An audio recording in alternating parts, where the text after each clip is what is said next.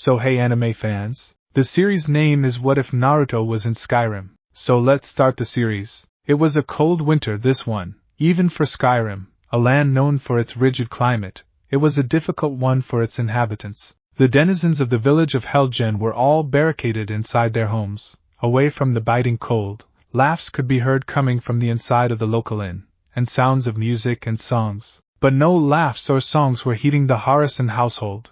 Husband and wife were sitting quietly on different sides of the common room, ignoring each other in an almost embarrassing way. After all, this was the last night they would spend under the same roof. They already stopped sleeping in the same bed. It wasn't like they hated each other, or one of them had an affair. They had married too quickly and realized too late that they just didn't work as a couple. It happened every day, in every part of Tamriel, after all, so they had decided, in common agreement, to divorce. They brought their case to the Jarl and the priest of Falkenrath, and asked for the annulment of the marriage. But it was more difficult than they would have believed it to be. A wailing came from upstairs. Soon, another cry could be heard. The soon-to-be former couple met each other's eyes. That was the sound of the only reason why they hadn't already said their goodbyes to each other a week ago. The woman nodded and rose, moving towards the stair that took to the house's upper floor. Following the noise, she arrived in the main bedroom where a crib was placed beside the bed she had shared with her husband. Inside the cradle a pair of toddlers, not even 9 months old, were crying. One of the twins had probably woken up and his noise disturbed his brother's sleep. Sitting herself on the border of the bed, the young mother started to swing slowly the cradle and singing a lullaby. She hoped that they would go back to sleep. The last nights had been almost deprived of rest. Between the twins waking up and the tension between her and her husband, they had tried to stay together. For their sons' sakes, they really did.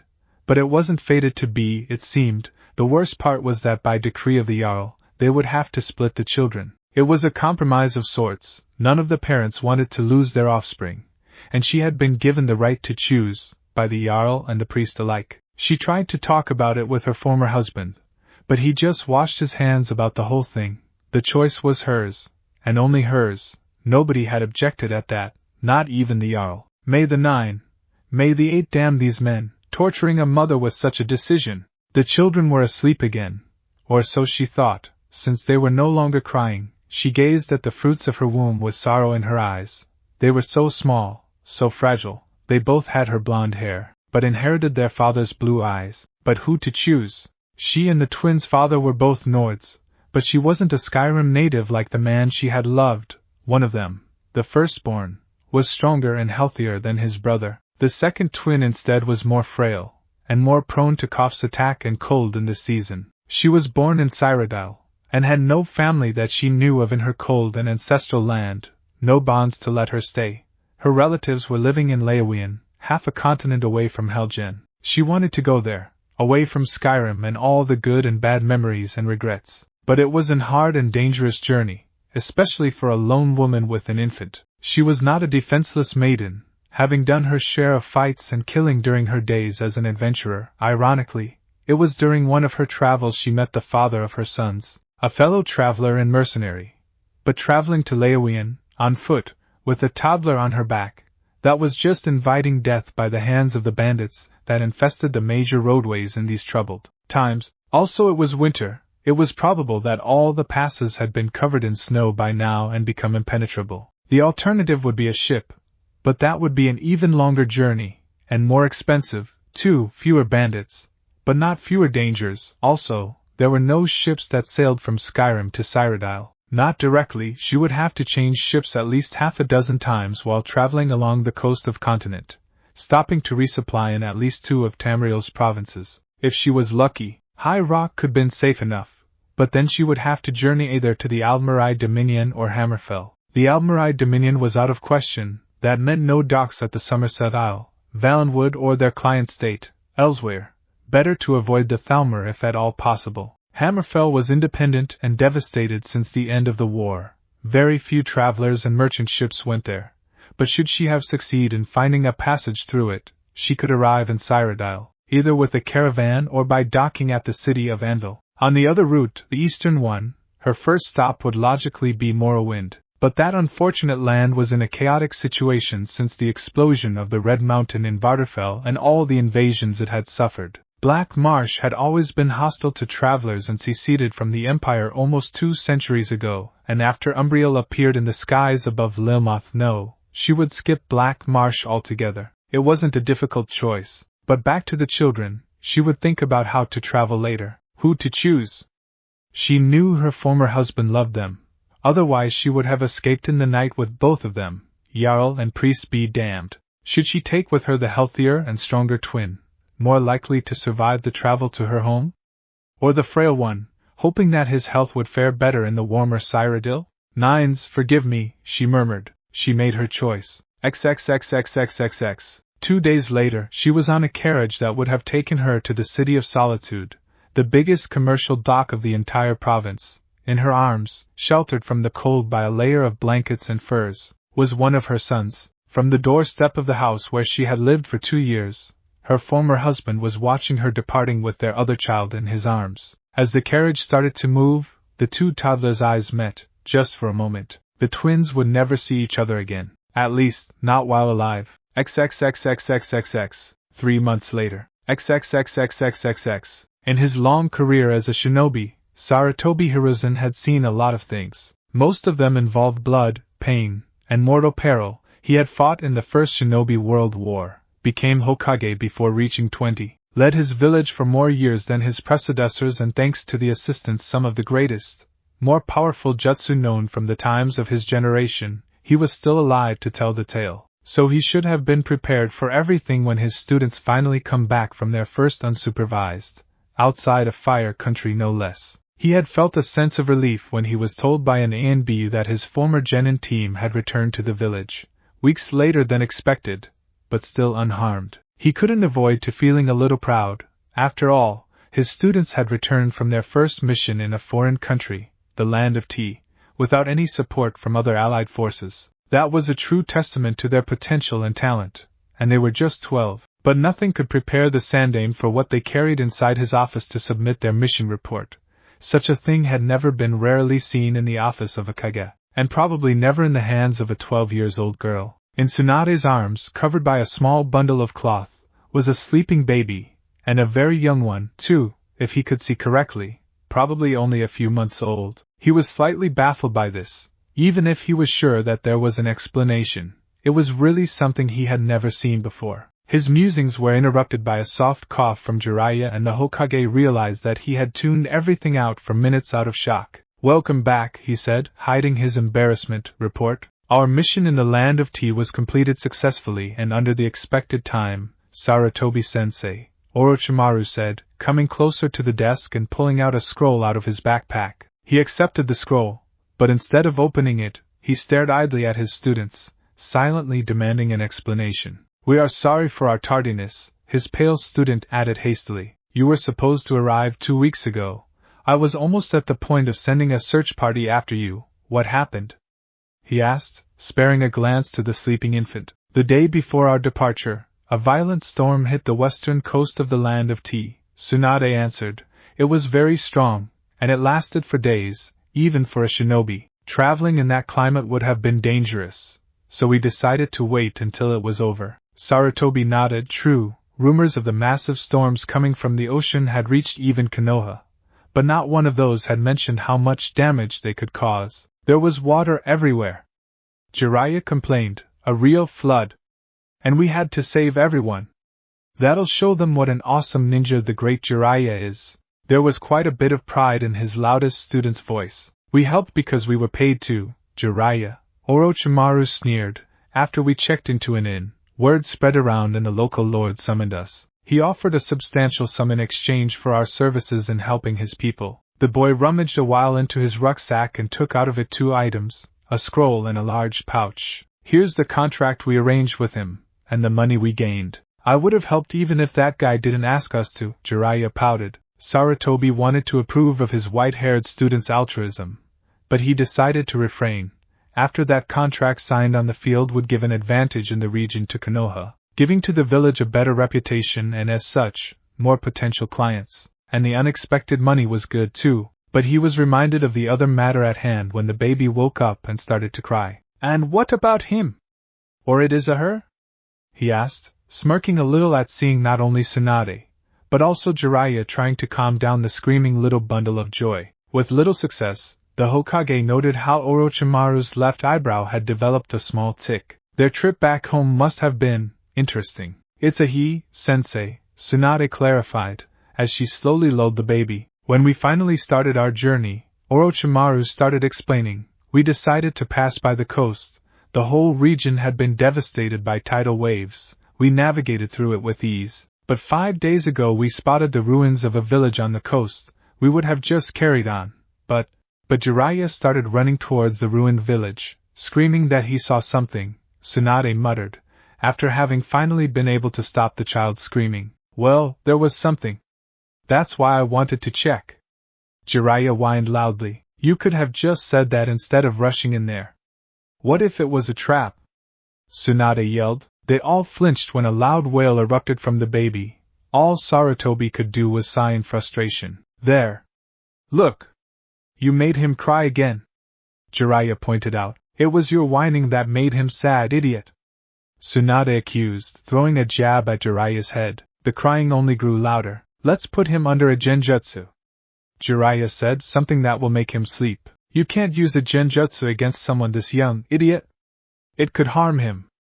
Tsunade hissed, trying to calm the baby once again. And I didn't bear his and your wails all the way back to the village to see such an idiotic thing happening, Orochimaru said, frowning to his white-haired teammate. I presume, the Hokage said, interrupting his student's antics, that the interesting thing Jiraiya saw was the baby? No, sensei, it was a shipwreck, the white-haired boy stated matter-of-factly, like it was perfectly normal. Oh, well, of course, Sarutobi indulged. After all, the boy was still 12 years old. Would you tell me about this ship? It was huge.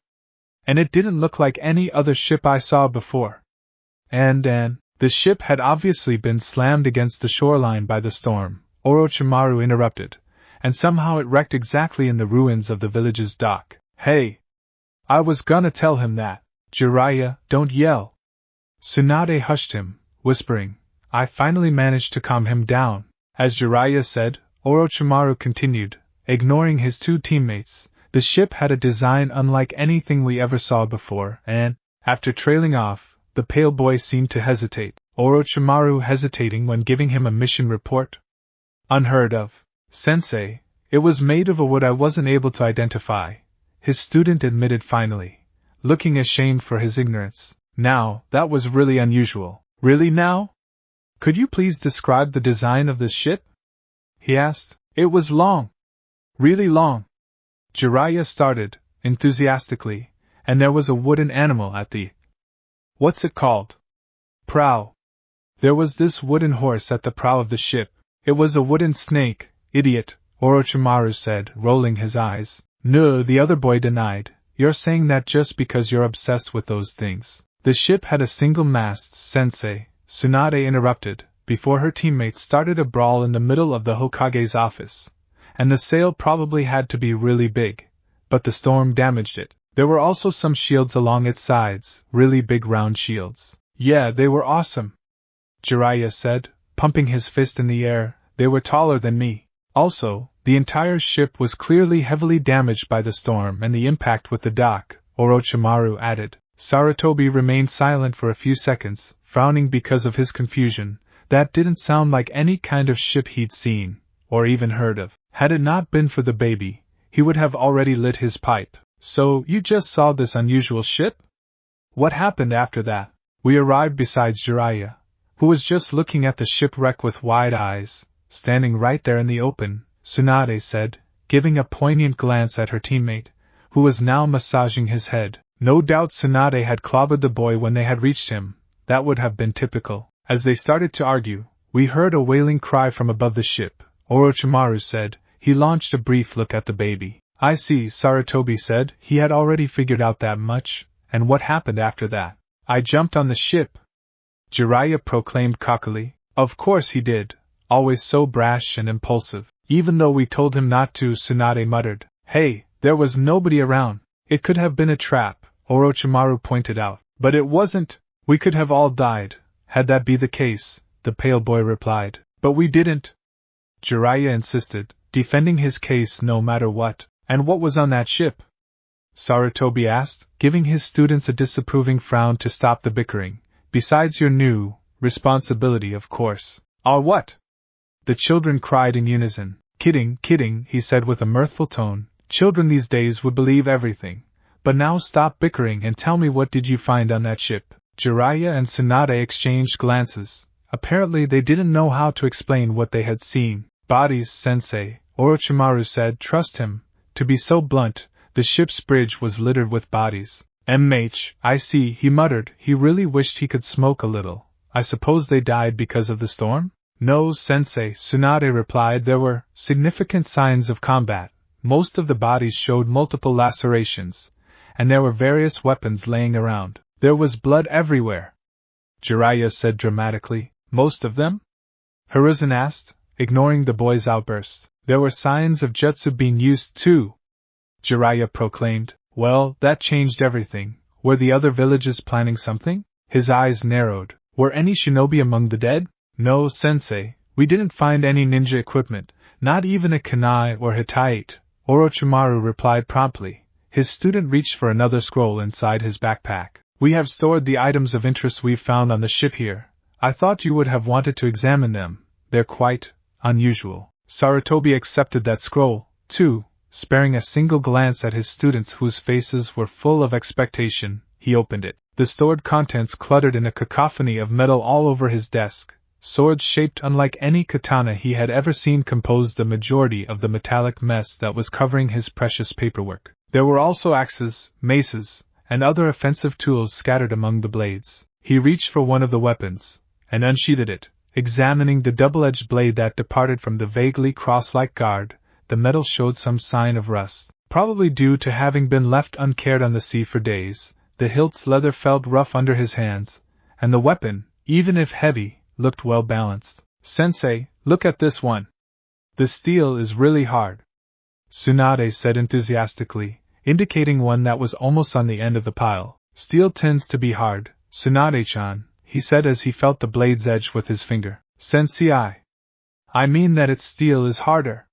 And it doesn't even rust. Frowning in confusion, the Hokage put the exotic-looking sword in place, deciding to examine this harder steel her student was talking about. Shuffling around the various metal objects, he noted that among them there were also small jewels, pieces of armor, books and other mundane items, and under the whole mass, one of those round shields the kids had told him about. It was made of wood, with a metal border, and it looked really thick. A strangely painted animal was sported on it. On the top of the shield was laying the strangest sword he had ever seen, besides the Raiji no Ken that used to belong to the Nidaime Hokage. The sword didn't have a scabbard, so he could see the exposed blade. The weapon was a beautiful black color, like a sliver of midnight. The blade, the guard, and the hilt seemed to have been forged from a single metal piece. If he had thought that the other sword was exotic, this one looked utterly alien. He grasped the sword and slowly lifted it, surprised by how heavy it was. The metal was cold, and looking at it from a closer distance, he realized that it was not steel. It was a metal unknown to him. He had never seen anything like this before, indeed. Where was the ship from? And the child, of course. There was also the matter of the child. Speaking of which, where did you find him? He asked, carefully lowering the weapon on the rest of the pile. We didn't find him immediately. It took us a few minutes, Jiraiya started, with a sad tone. He was bound in a blanket, besides the body of a woman. We think that she was the baby's mother. They had the same hair, Tsunade confirmed, and she was embracing him when she died. There were a dozen of bodies around her, too, Jiraiya continued. She had killed all of them, using only a sword. What sword was that? The Hokage asked. He had a strange foreboding feeling. The cool black one, sensei. Oh, and she had used at least a fire jutsu. Sarutobi's eyes widened, and his gaze posed on the child. Was the little boy the spawn of a shinobi? But if his students hadn't found any identification symbol or equipment, maybe the woman was a missing nin that had decided to not show her status using a scratched hitaite? But she couldn't have been one of the attackers. Otherwise, why would she have taken with her a baby, one that seemed almost a newborn? What village could have she come from, to find herself on a ship of unknown origin that crashed on the western coast of the land of tea? Who had attacked them? It couldn't be a hunter nin's doing. because the body of the woman hadn't been destroyed to preserve her village's secrets. Pirates, maybe?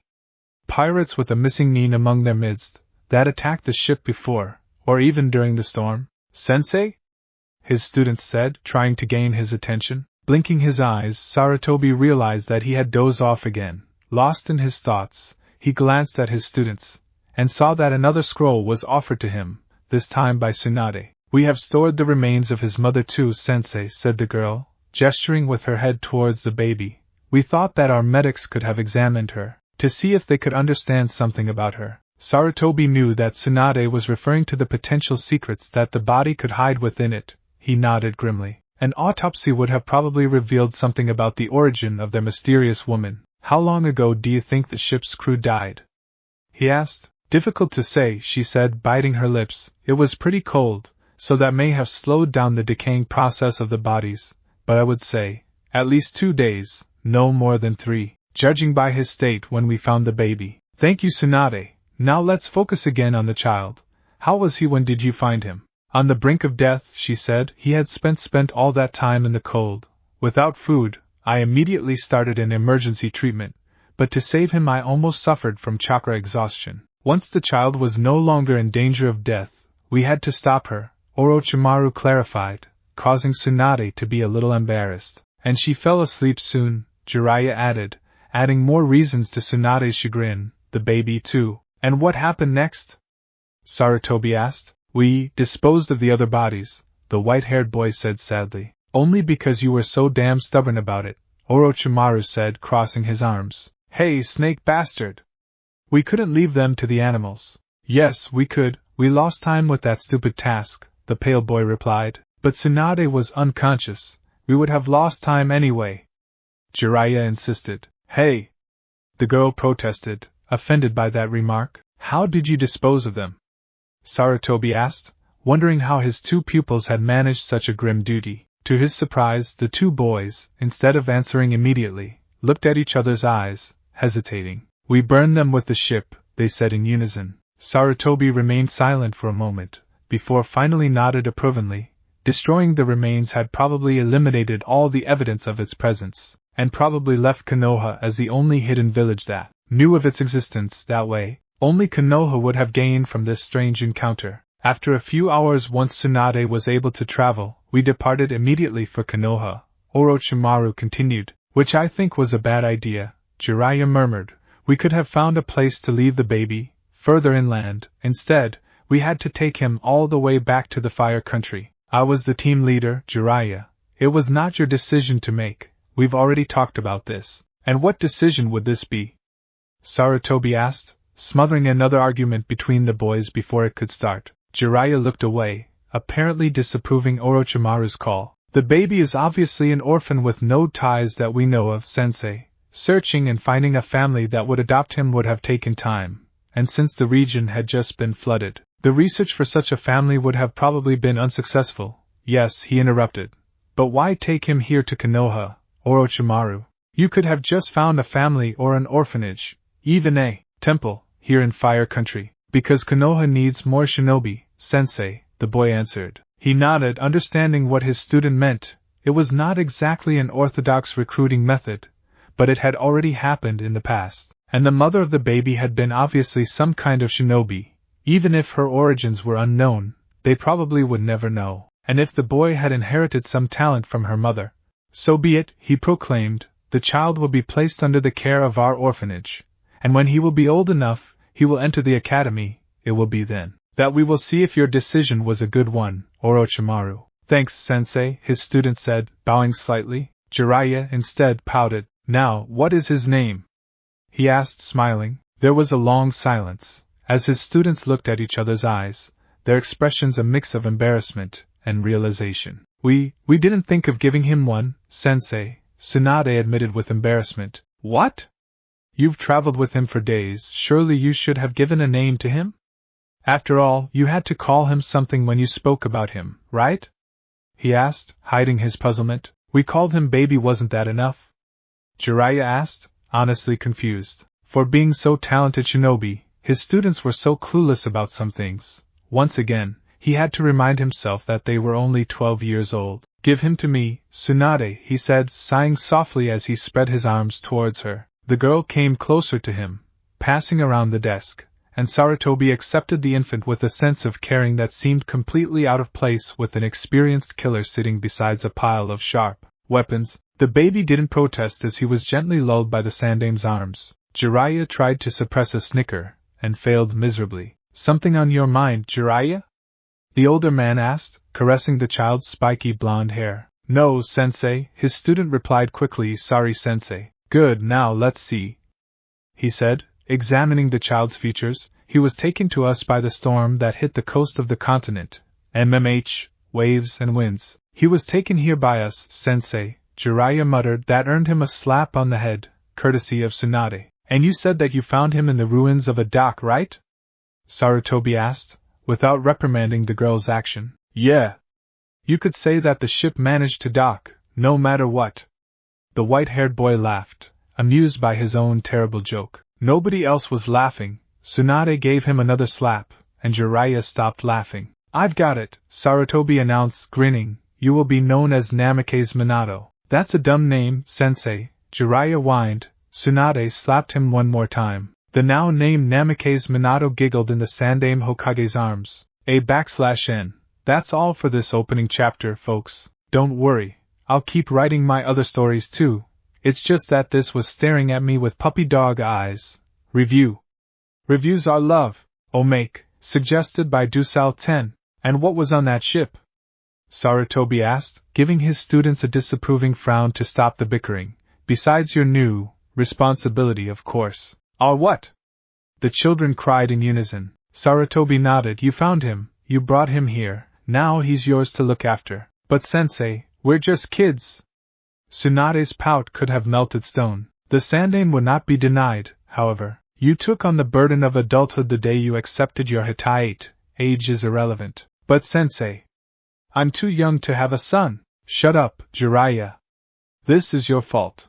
As his three new parents started bickering, the baby exploded once again in a loud cry. The door opened slowly, letting the freezing air from outside enter in the inn's common room. A tall figure donning a hooded cape and sporting a long walking staff entered, and closed the door behind him, shivering for the cold. It was a small building, this inn, little more than a house turned rest stop for any travelers who crossed the road that cut through the Jawmarch. The man, he was clearly a man since there was a beard attached to the chin that peeked through the hood, knew he could have traveled further before the sun set, but he was tired. He was still a day from crossing the Karth River and arriving at Solitude, and he wanted to rest on a warm bed for once. He quickly scanned the inn, and was surprised to see that he was the only customer there. The innkeeper was a woman in her 30s, probably the late half, pretty, but he was not in the mood. He saluted her with a gesture of his hand, and she seemed to relax a bit. She had actually seemed afraid of his presence. It was only expected,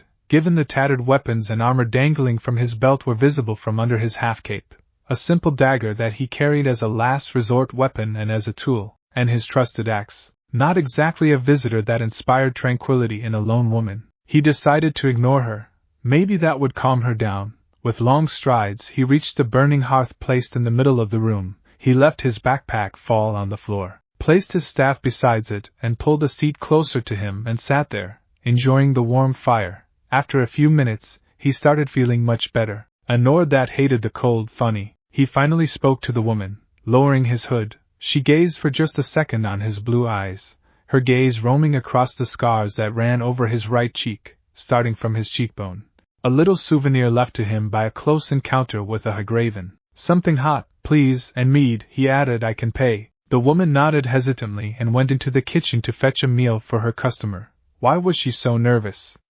He hadn't threatened her, right? She returned soon, carrying a tray with a full mug, a loaf of bread and a steaming bowl of soup, apple and cabbage, by the smell. Why did she look so afraid? He thanked her and took the tray from her hands. She returned behind the counter and observed him from time to time. He still hadn't touched his meal. Why did she seem so afraid? He took the mead. The sweet alcohol was erupting from it. He lifted the mug, foretasting it. It was his favorite beverage, after all. He stopped when he saw the woman's expression. Why was she so afraid? Wait, what was this smell? He putted down the mug, looking at it. Yes, she was very afraid now. This is a trap, isn't it?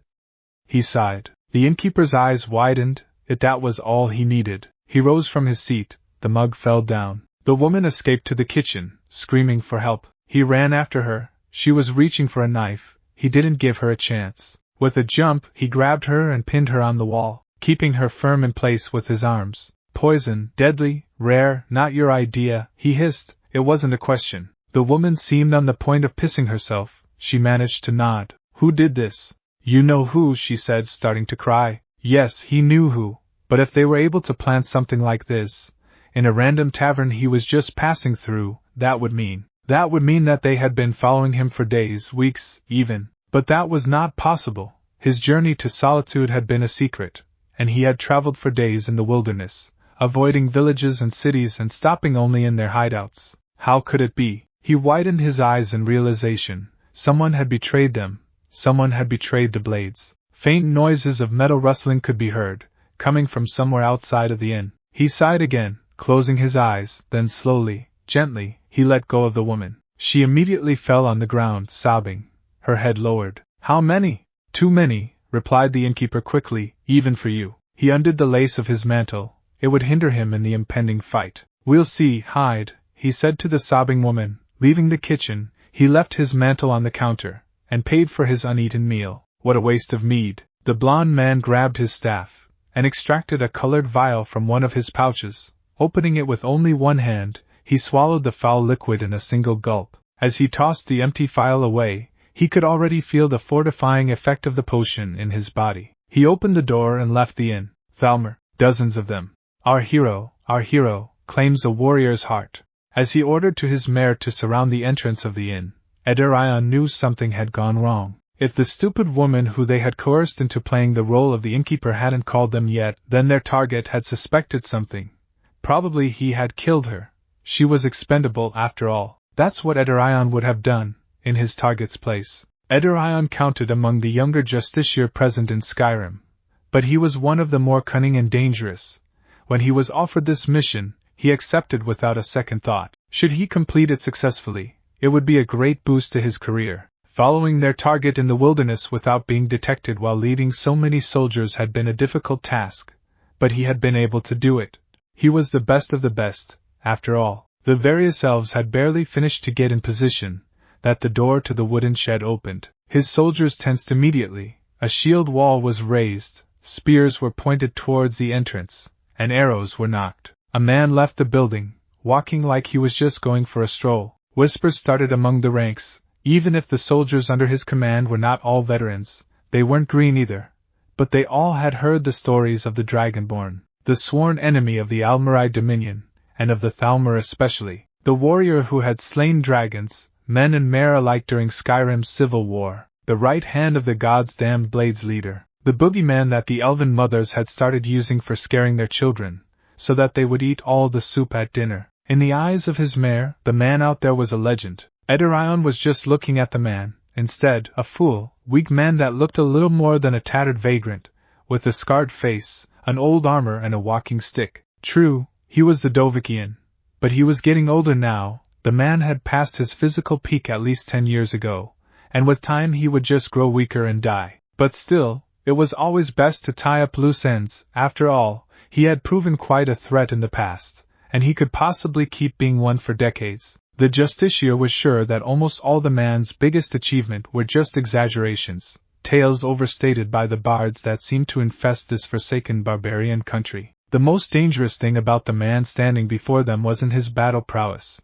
It was his reputation. He and his few companions represented the single greatest resistance the Almarai Dominion had to face since before the Great War, and that would not be tolerated anymore. He raised his hand, ready to give the signal for the archers. Today, the Dragonborn's legend would come to an end. But as he was savoring the idea of turning the man to a pincushion with only a gesture of his hand, when something that he had never expected happened, which made him hesitate. The man let go of his staff, which fell on the frozen ground. He remained there, unmoving, looking at the company of soldiers in front of him. Then, slowly, he raised his open palms and placed them behind his head. Murmurs could be heard among the mare once again, but this time they were caused by shock and surprise. The Dragonborn was surrendering. Ederion smirked, signaling to the archers to stand down. The man knew he could not win here, not against this many trained soldiers. Idirian's mind was abuzz. If he could manage to take that man alive, as his prisoner and back to Alina in chains. The glory, he could already feel it. No, the Dragonborn was too dangerous to be just kept prisoner and executed into the capital's main plaza, but the glory could still be his. After all, what was the difference between taking prisoner one of the greatest enemies of the Dominion, and bringing back his head instead? He advanced towards the surrendering man, slowly extracting the sword. The man was just standing there, looking at the ground. Idirion came closer. He was going to be the one who did it. He was going to be the slayer of the Dragonborn. Conrad Harrison, he spoke, full of righteous glee, by the authority given to me from the Thalmor, for the crime of being a Talos worshipper, and for your multiple aggressions against the Aldmeri Dominion, I condemn you too. Thus, I tell you, the Dragonborn comes, with a voice wielding power of the ancient Nord art. Believe the Dragonborn comes. Aroda! He shouted, watching the Justiciar soar through the air and finally slam against the shields of the Thalmor soldiers with a stupefied expression plastered on his face. Sucker, too bad the elf hadn't hit one of those spears. Conrad quickly knelt, grabbing his fallen staff and avoiding the few arrows that the archers who weren't completely shocked had managed to shoot. He'd better find a solution for them, fast. Raising his right hand, he quickly channeled his power, moving his fingers through the necessary phases. Flames flickered between them, caressing his palm. Various fireballs departed from his extended hand, exploding on the Thalmor's shield wall. This resulted in dozens of pained screams, a few dead soldiers, and smoke. Lots and lots of smoke which blocked the archer's line of fire, giving him a few seconds to formulate a strategy. Running away was not an option. The terrain around the inn was almost completely composed of snowed plains. The salt marshes of the region were too far, and he would have a hard time losing such a force among them, if he wasn't killed by the archers while he made a run for it. Levitation was not an option either because he would have just made himself a flying target, instead of a running one. To fight was the only choice he had. To annihilate was his only option. As arrows sailed over his head, he kept moving, still half-crouched. With precise movements of his free hand, he twisted the very fabric of reality for a brief moment, summoning an ally from a different plane of existence, a being made of flames, its form vaguely feminine, materialized beside him. It was hovering a foot above the ground, looking at Conrad with anticipation, waiting for its master's instructions. Kill the archers! Conrad yelled. The Atronach departed immediately, unleashing a jet of flaming fury against the soldiers. Conjuring the Daedra after that volley of fireballs had taken its toll on his Magicka reserves, he could already feel the effects of the potion, refilling his spent mystical energy steadily. Getting up, he used the few recuperated energies to weave a defensive barrier around his body.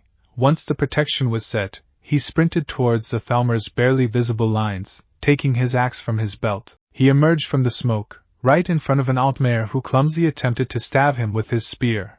A simple spin, and the charging Dragonborn knocked the weapon away with his staff, driving the blade of his axe deep inside the elf's unprotected neck. The soldier died almost instantly, and with a twist of his right hand he freed the weapon, sending the corpse slamming into his comrade's ranks. He pressed on, breaking the skull of a shocked Thalmor with another swing. Splitting his helm in two, he did a hastened pirouette to sidestep the lunge of his enraged companion, while channeling his power into his staff, shooting an hail of lightning into the spearmen. Spearmare. They fell, fuming from the joints of their armors, still twitching even after their death by electrocution. The confusion among the Thalmor soldiers was bloody hilarious. Too bad it didn't last for long. Conrad ducked, feeling a broadsword cutting the air above him. Where his head had been a split second ago, he lunged the sturdy oaken staff in the middle of the warrior's legs, and twisted, tripping him and making him fall on the ground on his back. Before the elf could even try to get up, Conrad had already brutally struck his chest with his axe 3 times. "Is this all you've got?" he questioned as he dislodged the weapon from the fallen's rib cage, grinning at the golden-plated soldiers that were surrounding him. The response he received was an arrow that would have hit him in the chest, hadn't it been stopped by the magical protection around him. A faint flash of light, and the projectile bounced harmlessly on the ground. Apparently, the flame Atronach was not doing such a great job at distracting the lot of them, since there were so many. He couldn't afford to stay in the open, but the middle of a melee, even the Thalmor would not risk to hit one of their own. With a mighty battle cry, he charged his enemies, that were waiting for him not far away, spears raised. He waited until the last instant, then he shouted again. The blast of the unrelenting force opened a wide hole in the middle of their ranks, sending the soldiers in the front flying backwards as the others staggered to maintain their footing. Running directly among the prone Thalmor, stepping on them, he quickly hit the dirt with his staff 1, 2, 3, 4 times. Each time the end of the staff struck the ground, a different elemental rune was created on the spot. He had barely the time to outrun them as they exploded one after another, triggered by the movements of the dazed warriors. As flames, bursts of cold, discharges of electricity, and rocks blasted out of the very ground beneath him, he lunged forward, without looking back. It's an end to the evil of all Skyrim's foes. Beware, beware the Dragonborn comes. A loud explosion, or maybe a series of explosions in close succession, was the first thing he heard clearly when he was able to breathe normally again. Ederion had been almost knocked out from the impact against the soldiers under his command, and was suffering from aches on his whole back. Groaning in pain, something that ashamed him greatly, he rolled on his flank, trying to get a better footing. He looked around. He had lost his sword during his unexpected flight, and he hated being unarmed in a dangerous situation. But his blade was not what he found, searching around from where he was laying. What he saw instead was a man that had just slaughtered a good third of his soldiers. How was this possible? Was it that difficult for those incompetent fools to kill a simple human? He should have ordered to bring him down with multiple volleys of arrows. The justiciar felt someone grabbing his arm, and pulling him up, sparing it a glance. He recognized one of his trusted battle mages. "Don't touch me!" he shouted as he slapped away the armored hand, "and go to kill that low-born bastard." Instead of joining the melee, setting him on fire or wasting him with bolts of lightning, the battle mages looked at each other, hesitantly. "Forgive me, my lord, but shouldn't we try to eliminate the target W? Just do it!" he snapped, almost frothing in his frustration. "Do it, do it, do it!" Intimidated by his sudden explosion, the elite spellcasters unsheathed their weapons and jogged towards the battle, spilling out in a fan formation. Their march was a solid line of metal and magic, ready to destroy the enemy. "And somebody destroy that Daedra," Ederion ordered, not really caring about them anymore. "I want those archers ready." He was on the point of ordering someone, no matter who, to fetch his weapon, when he heard it. A cry of pain, from the fight, and not an elven one. Snapping his head in the direction of the combat, he saw that the Dragonborn had been wounded. A slash had struck true in his arm, in spite of the armor the man was wearing. Now he was staggering, his staff lost, swinging his axe to keep the lancers at bay while walking backwards. Crimson rivulets were clearly visible on his wounded limb. Ederion smiled. No matter how formidable the man was, he was still just a man fighting a great number of trained soldiers. Victory would be his, for the darkness has passed, and the legend yet grows. "Fuck off, you murdering bastards!" Conrad yelled, as he killed another Thalmor with a crude blow of his weapon. The last jab had shattered his magical protection, and the spear's sharp end had left a deep gash on his forearm, causing him to let go of his staff. The limb felt so heavy, after the wound he had received, but he was still able to move it, and clench a fist, which was good. The fact that he was surrounded, and he had lost momentum, that was not good. The trick with the 4 runes had cost him almost all his magicka reserves, so frying the pansy elves was out of question. The effect of the potion he had drunk before leaving the inn was almost over, and it wasn't replenishing his magical energies like before. He fumbled on his pouches, the blood on his palm rendering the leather slippery. An elven warrior, noticing his lapse of concentration, lunged towards him, spear pointed at Conrad's belly. He sidestepped, batting the polearm away with the blunt part of the axe. The spear's point hit the ground, piercing it, and he kicked the Altmare with all his strength in the groin. As the elf's face contorted in a pained expression, as knelt, gasping for air, Conrad finished him with an horizontal slash aimed to the mare's cheek, and finally retrieved another vial from his pouch. It was one of his weakest potions, though, in his haste, as he stumbled with his pouches, he had opened the wrong one. Well, beggars couldn't be choosers. He swallowed the potion in a single, short swill, just in time to notice another incoming attacker, charging at him and yelling like a madman. He wouldn't be able to dodge this time, so he reacted reflexively. He threw his axe, that plunged its head completely into the elf's chest, breaking the armor. The Altmare just stared at it with a stupefied expression, before finally collapsing. "Come on, let's rush him now. Someone among the Thalmor lions said, he's unarmed. Unarmed my ass. He cussed at them, gnashing his teeth while unsheathing his dagger with his left hand. Seeing that his defense was only a glorified steel knife, they charged in unison. Idiots! Conrad went to meet their assault, dagger ready while he raised his free hand in the air. He could feel his inner power, feeble as it was after too much usage. He called upon it, and a sword appeared in his hand, conjured in the same way he had summoned the Atronach. The newly created blade descended, and Daedric metal met Moonstone. Moonstone lost, and elven blood splattered on Conrad's metal breastplate. The retribution for this latest kill was not late to come. He tightened his grip on the two weapons, and he moved, like a whirlwind, dodging, parrying and redirecting the incoming strikes. The few ones he couldn't, he had to count on his armor to protect him. Conrad didn't restrict himself to idle defense. He moved the sword in wide, powerful swings, while stabbing quickly with the shorter blade every time he saw an opening. More and more Thalmor fell under them. Two spearmen tried to attack him from both sides at the same time, but he just averted their thrusts with a simple turn of his body and rotating his sword. They collided with each other, losing balance. The Daedric blade beheaded the first, while the dagger punctured the second's lungs. He freed the shorter blade with a strong pull, doing a low sweep with the conjured weapon at the height of another elf's legs, cutting deep. The warrior fell, wailing in pain. Conrad helped ease his pain, with the courtesy of a dagger in his eye socket. As he wrested the weapon from there, he could hear a squelching noise. Come on now!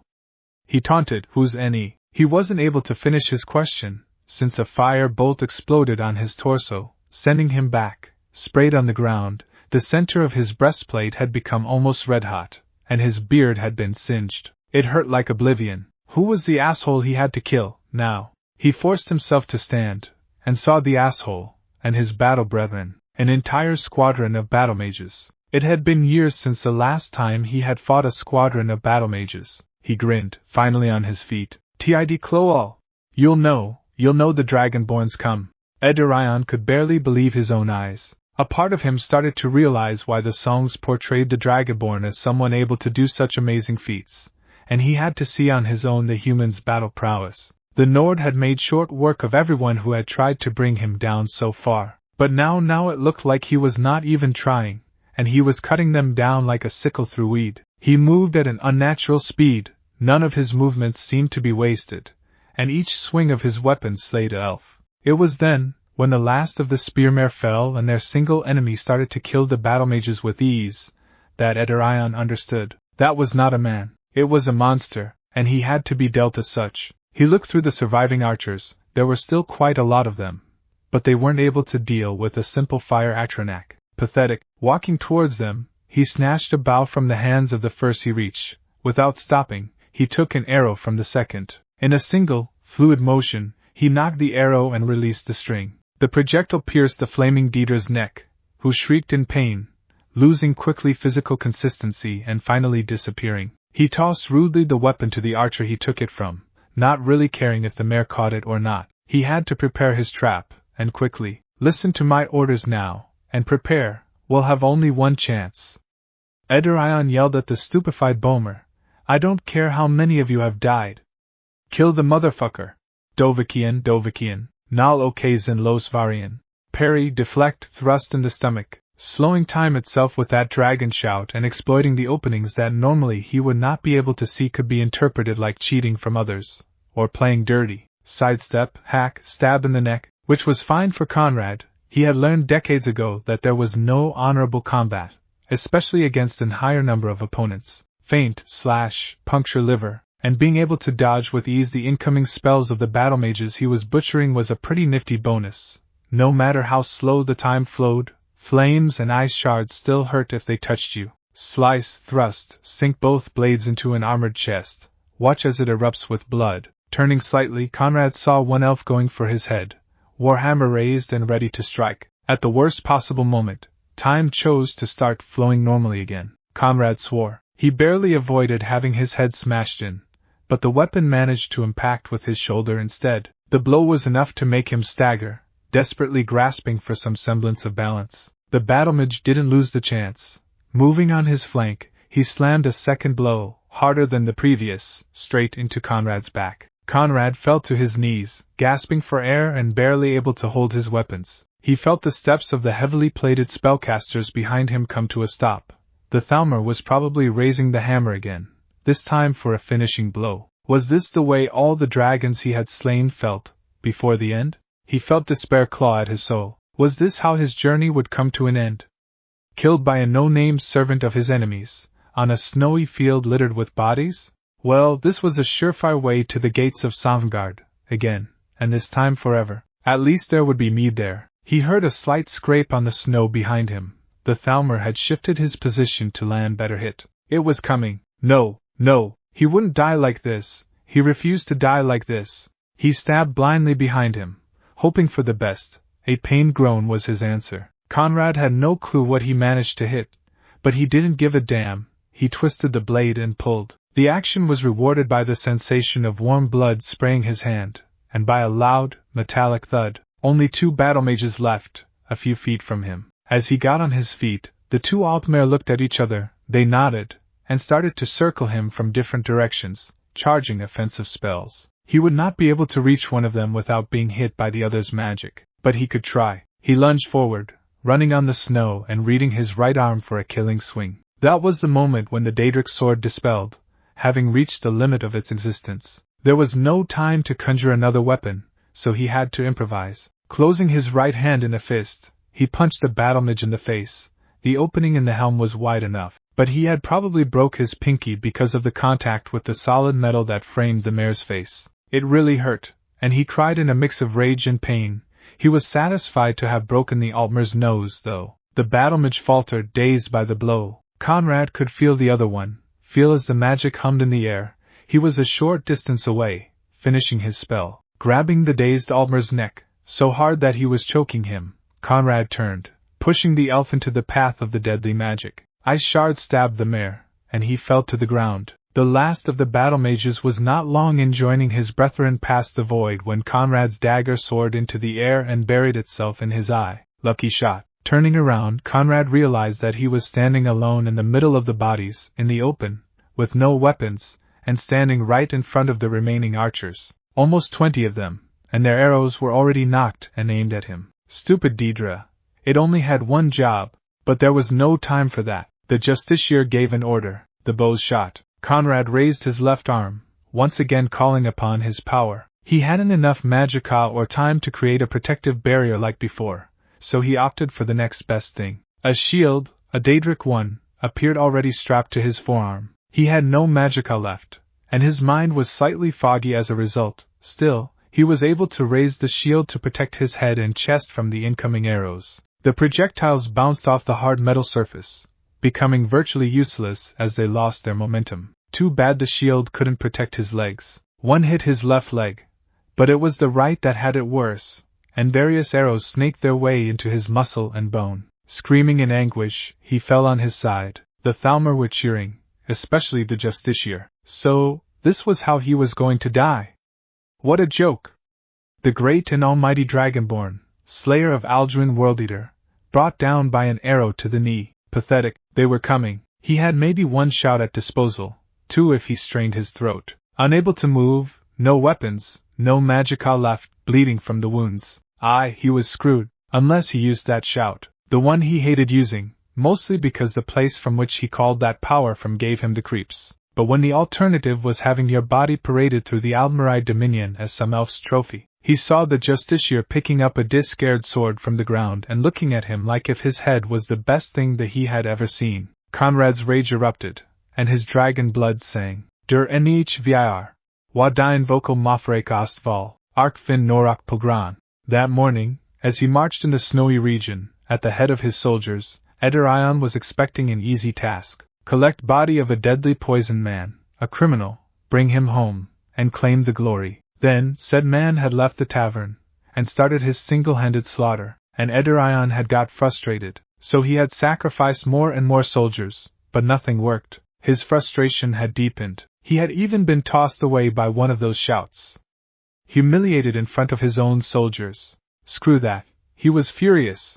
And finally, the Dragonborn was hit with a volley of arrows, as it should have been from the very beginning. As he had saw the fallen warrior gasping on the ground, He had started to move closer, willing to give the final blow himself. Then, there was another of those goddamned shouts. A black and purple sphere of ethereal flames swirled in front of the Dragonborn's prone form. Then, the stench of death and putrefaction. And then, Ederion and his Bomer were staring at a dragon. The Justiciar was speechless, shocked beyond belief. The plan was fucked. Some of the archers screamed and made a run for it, mad with terror. This, unfortunately for them, caught the dragon's attention. With a beat of leathery wings and a foul miasma, the massive creature was on them. That was the last straw. All the remaining elves, all but Ederion, started running, trying to escape the dragon's wrath. Ederion had failed. He had put his reputation on the line with this mission, taking with him an entire company of trained soldiers and even a battlemage squadron, and now none of them would make it back alive. There was no way in Mundus that he would be able to survive to the thing that was soaring in the sky,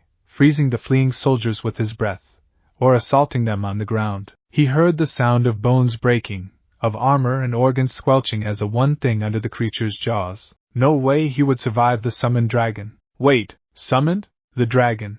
It was a summoned creature. Summoned creatures followed some rules, ways how the magic that conjured them worked. For example, unless a ritual or something else was used, the summoning would not be permanent, and if the summoner was killed, the conjuring spell would cease, and the creature would disappear. He turned immediately to the still prone form of Conrad Harrison. Tightening his grip on the sword, he charged. He was going to survive this.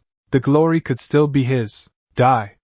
He screamed at the top of his lungs, as his blade descended on the man. There was a metal clang as the sword clashed against the Daedric shield littered with arrows. How dared the bastard defend himself? Die! Die! Die! Die! Ederion shouted like a madman, striking with all his strength each time he yelled the word. And each time, the shield would save the Dragonborn's worthless life. Snarling, Ederion kicked the wounds on the man's legs. The pained howl that followed his action made him smile inwardly. With a sweep of the sword, followed by another powerful kick, he was able to rip the shield out of the Dragonborn's grasp. The Daedric item disappeared, having lost contact with its summoner's body. He raised the long blade, the tip pointed down, ready to descend on the man's heart. It was over. His assurance was betrayed when the man punched him in the groin, hard. He fell down beside the man, moaning in pain. His sword fell, and a pair of strong hands went for his neck. Ederion struggled, escaping from the Nord's attempted grab, and received another punch, this time in the left kidney. He retaliated with a kick on the man's right leg. They were now grappling, wrestling, punching, kicking and rolling over each other, screaming in pain, rage and frustration. Finally, Ederion was able to overcome the wounded man, and reach for the sword. Without getting up, he tried to slit the man's throat with it, almost succeeding. Almost. The Nord was actually stopping the blade with his own hands. Growling like a beast, Ederion applied all his weight on the sword. As the edge started to deeply cut his palms, the Dragonborn hissed. Then his azure eyes met Edirion's golden ones. Yal, the man said, in a non-human voice. His eyes made something strange, and Ederion hesitated in front of the strange phenomenon. Tur, the Dragonborn continued. Small embers left the man's mouth. The azure, yes, Ederion could see it clearly now, they had become slitted, like those of a dragon. The man's mouth opened again. A bright similar to the one of a furnace was visible at the end of his throat. Shul! Edirion's head was lammed by flames hot as a dragon's breath.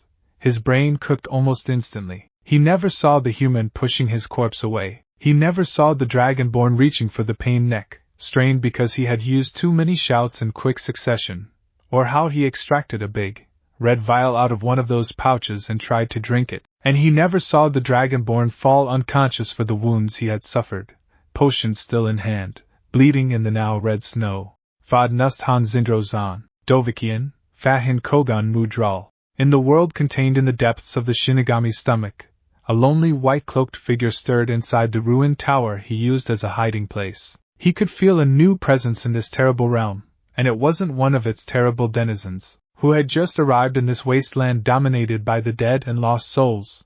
Conrad slowly opened his eyes. The first thing his mind registered was that he was not in pain. The second was that he was not feeling cold. That was a relief, actually. The dark purple, constantly storming sky was not. His nostrils were assaulted by how wrong the air felt, on an almost metaphysical level, and by a foul stench. Connerin, you've awakened, a deep voice resounded behind him. Durnavir, Turning his head, he saw the putrefied dragon sitting on the grey dirt, in the arena where he had fought him so many years ago. He was in the soul cairn. Why was he in the soul cairn? Am I dead? The Nord asked, rising slowly on his feet. He didn't try to hide the apprehension from his voice. If it turned out that he had to pass the whole afterlife in such a terrible place, it would be a major case of rotten luck, and something he would expect, given his lifetime's experience with it. No, Dova, you are only mostly dead, and that's better. How? Conrad asked, voice rife with sarcasm. The dragon was unperturbed. Your body, back in the Mundus, is not dead yet. Should it survive, you will be able to return to it. My body? You mean that I'm not here physically? He asked, gesturing to their surroundings. And now that I think about it, how did you manage to take me here? And why? Our deal, when you summoned me for the first time, our contract was sealed. Since you are now very close to Dynok, to death, I was able to take your spirit here, temporarily, of course, unless you die. Well, I thank you for informing me of this possible use of our agreement. A decade later, he deadpanned, not pleased by this revelation at all. You're welcome. Did the rotting flying lizard just snort at him? It was difficult to tell between the deep voice and decaying flesh. Would you just tell me why you brought me back with you? I was asked to. Now, that was not Conrad was expecting. You were asked? He asked, incredulous. By who? By him, the dragon said, indicating with a single talon somewhere behind the Dovakian. Conrad turned. When Namikaze Minato sealed the Kyuubi into his newborn son so many years ago, sacrificing his own soul to the Shinigami, he was expecting to experience either an existence of unimaginable pain, his very soul slowly consumed by the death god's stomach, or a complete, utter void with nothing for eternity. Instead, it turned out that the bottom of the Shinigami's stomach was the resting place of this weird dimension, filled with strange ruins, lost souls, terrible creatures that preyed on them, reigned by those malignant beings that referred to themselves as the ideal masters. Masters who were apparently unaware of their being somehow similar to parasites, living in a god's belly. Minato was still wondering if being consumed or existing in a complete void wouldn't have been a better option. When he had gained awareness of his surroundings after his death, he was bewildered. Not only was this strange world dark, dangerous, and terrible, it was also incredibly foreign, alien, even in his dead and incorporeal state. He had to learn how to survive against the monsters that dwelled in the barren wastes. Apparently, there were not a lot of souls that spoke his own tongue. He had actually met one once. But that shinobi had been in this place for so long that his sanity was in tatters. Inwardly, Minato was utterly afraid of becoming like him with the passing of the decades. But he would not surrender to his fate, waiting for that slow descent into madness, year after year, until there was just a husk with barely a mind inside. He was, or had been during his life, the Yondaime Hokage of Konohagakure. He didn't like to boast his title, but if the creatures of this place and their masters wanted to destroy either his soul or his sanity, they would have to fight him for it. The first years had been pure hell. There was no other way to describe it. Followed, stalked, chased, even hunted down, he lived months of continuous conflict. But he was dead, not having to deal with mortal necessities like sleep, thirst, or hunger had their own advantages. Then one day, the creatures stopped coming. They still attacked him if he came too close to them, but they stopped hunting him like they had before. Apparently, destroying legions of them had made them realize that it was a waste of time and resources. Even if the ideal master seemed to have a never-ending supply of them, having more time to do something else beside fight, run, and hide, he was able to interact with the other less aggressive denizens of his new world. Slowly, he had learned the language spoken from the majority of the souls that filled this strange realm. Learning a language from scratch was not easy, but he had time. After all, it had been a long and tedious task, mostly because a lot of the souls in this place were cursing their fate, or generally being miserable about it. As his mastery of the language improved, he learned more and more bits of pieces of cultures and histories of what seemed to be another world entirely. Who would have guessed that a whole different continent existed on the other side of the great ocean? Filled with lands, nations, people, traditions. There were even different species, races that weren't even human, with their own civilizations, and nobody in Konoha, nobody in the Fire Country, no, scratch that, nobody in the whole elemental nations knew about any of it. He was eager to learn all he could, and speaking for a few days, or weeks, with the rare souls willingly to, helped him remain in good mental shape. After all, He needed to think about something besides his family's fate. Kushina, what had been her soul's fate? He prayed that she had gone to a better place. Surely, there had to be one. And Naruto, his son, was he growing up well? Had he been taken care for? Was he fine? Was he safe? Not knowing that, above all things that hurt more than any torment he had suffered since he arrived in this forsaken place, being completely unable to change that, he had opted all the time his train of thoughts for a simple solution: think about something else, because it hurt too much. And for the longest time he had not strayed from that pattern. It had continued that way, year after year, for the longest time, until a fortuitous encounter. Since then, Minato had been given a ray of hope in this damned place. He had formed a plan, and put it in motion. It had took a long time, but now the older, who was not really older, man was standing in front of him. It was a strange experience, like looking at a mirror that twisted the image reflected on it. The older-looking blonde had shorter hair and broader shoulders, but that could have been an impression given from the armor he was wearing. A short beard covered his face, and 3 long scars were etched into his right cheek. And the eyes, even if they had the same shade of azure, were a little colder, and right now were completely widened. But the resemblance was uncanny. The only problem now was how to tell him. "Who the fuck are you?" The man snarled, his expression morphing to a scowl. Well, that was a good way to start, no matter how blunt. He scratched his head, thinking how to reply should he. Well, there were not a lot of ways to answer to that question. "I," Minato said, pointing to his chest with his hand, "am your brother." The man in front of him, his brother, he had to remind himself, just stared at him, blinking for a few seconds. "Say what?" was the question he received, a little more than a whisper. The great undead dragon was looking at the whole scene, apparently amused. "I said I am your." "I heard that. I'm not deaf." His brother snapped, "What are you blabbering about?" Minato sighed. He had been afraid of a similar reaction. After all, they both hadn't been aware of each other's existence, and Minato had learned of Conrad's only after his death. In his brother's eyes he was probably just a random ghost that somehow resembled his appearance, claiming to have some blood ties with him. "I understand that it's difficult to believe, but fuck off," his twin snarled, interrupting him again. "If you think you can just tell me something like that and—" "Vaza Dovakian," the dragon Derniver said, with his deep voice, "it's true." That stopped the outburst, and the man turned towards the great dragon, slowly, an accusing finger still pointed towards Minato. "What? Derniver, don't tell me that you believe this. I was the one who told Zima, your brother's soul, that you're of the same SOS, the same blood." There was a moment of complete silence, disturbed only by the winds of the desolate place. Then, slowly, Minato's brother turned to face the dragon, unable to die, his eyes slitted. "How can you be sure of this?" he hissed. "I met your Zima when I came back in this Sterline, cursed world, after the last time you summoned me." "The last time, you said?"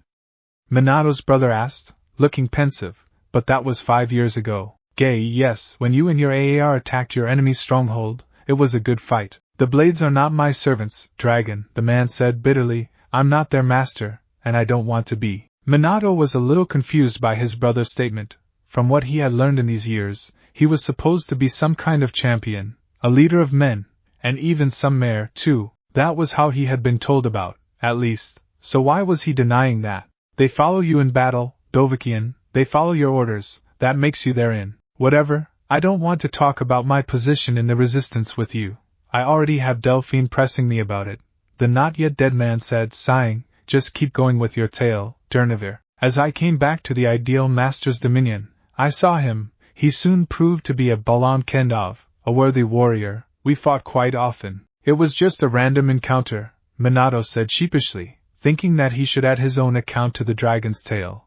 "I was just traveling on the plains, and Derniver appeared from nowhere, and attacked me immediately. We fought and fought for months, because he was a good adversary. He met me blow for blow, a distraction from my cursed existence. Yeah, well, I was not really happy about it, actually," the yondaime said. Derniver ignored him. "Gra Prusa I usually won." Minato rolled his eyes, resisting the urge to reveal the real wins and defeats ratio. He had learned that the dragon had an ego bigger than his body, and often liked to boast his power. He suspected that the same could be said for all the others of his kin. But as time went on, "I started to have my suspicions," the dragon continued.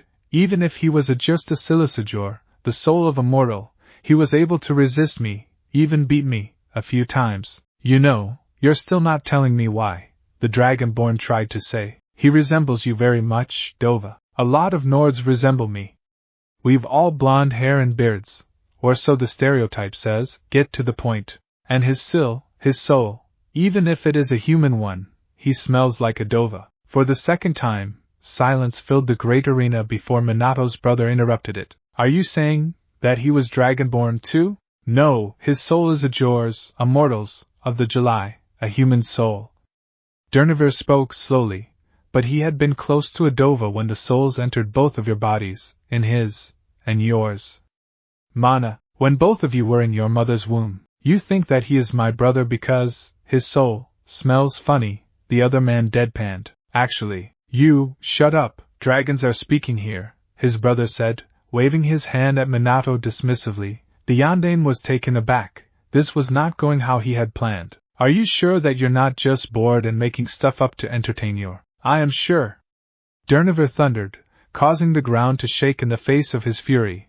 I have lived for millennia, Dovahkiin. I spent my cursed existence here, surrounded by souls. I recognized your Dova Zio when I laid my eyes on you for the first time.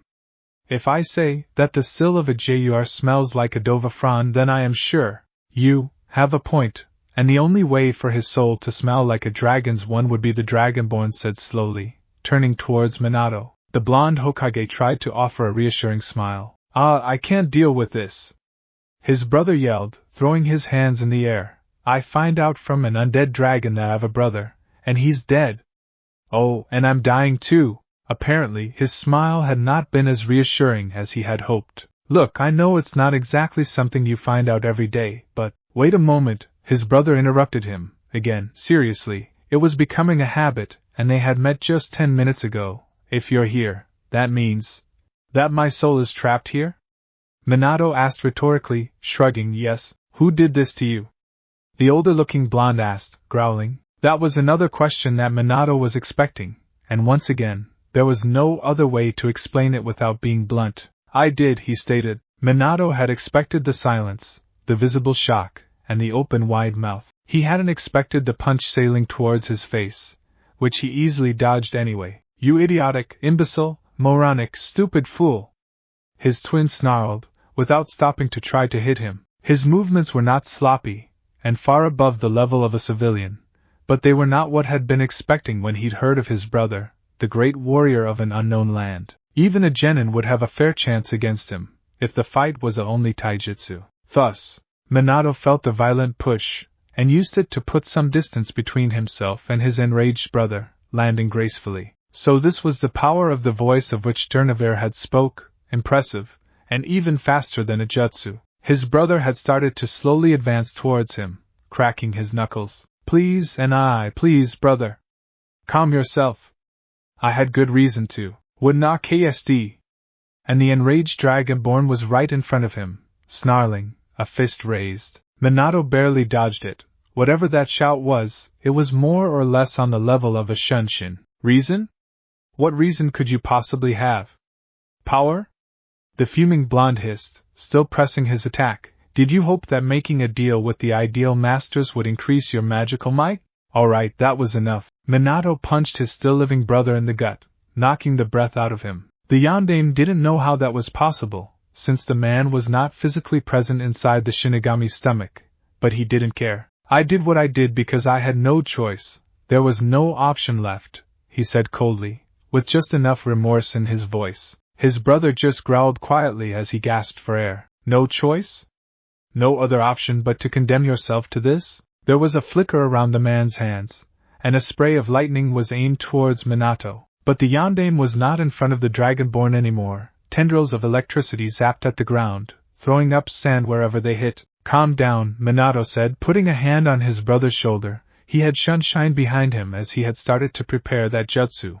No, not jutsu, spell. He had to remember the difference. Spells were much faster to use, not requiring the more complex hand signs that jutsu did. There was also the difference between chakra and magicka, but this wasn't the time to delve into that. It's true, I condemned myself to pass all my afterlife in this place, Minato said in a gentle but firm tone, hoping to finally tranquilize his long-lost sibling, but in doing so, I saved thousands of lives, who otherwise would surely be lost. For a moment, his twin's stance became more tense. Minato wondered if it was because of his explanation or a reaction to his speed. That, the man said, turning his head towards him, is a good enough reason, but what happened to force you to such a choice? A siege? Not exactly, you see. Oblin? It's over already?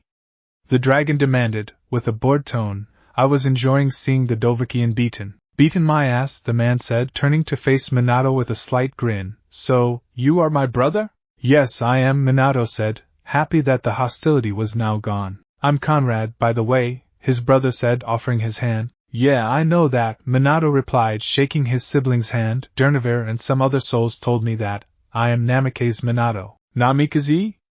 Conrad said slowly, trying the unfamiliar sounds. Well, Namikaze, why have you asked our rotting friend to take me here at the first chance he could? I am here, Dova, the dragon said, not liking being ignored. Namikaze is not my name, it's the surname, Minato said sheepishly. What?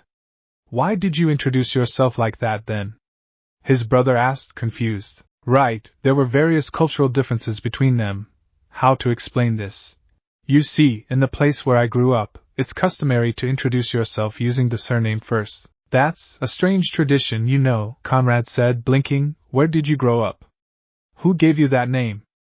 I've never heard of such a thing, and I've traveled a lot. A land far away from Skyrim, actually, far away from Tamriel. What? Conrad asked, flatly. He seemed torn between incredulity and confusion. I'm not sure how, exactly, but I was found in a shipwreck that washed up on the shores of the elemental nations. Never heard of them, his brother said. The confusion had won and was clearly visible on his face. They're very far, far across the ocean. Don't ask me which ocean because I haven't figured that out yet. As for my name, well, it was given to me at the orphanage, I presume. Orphanage?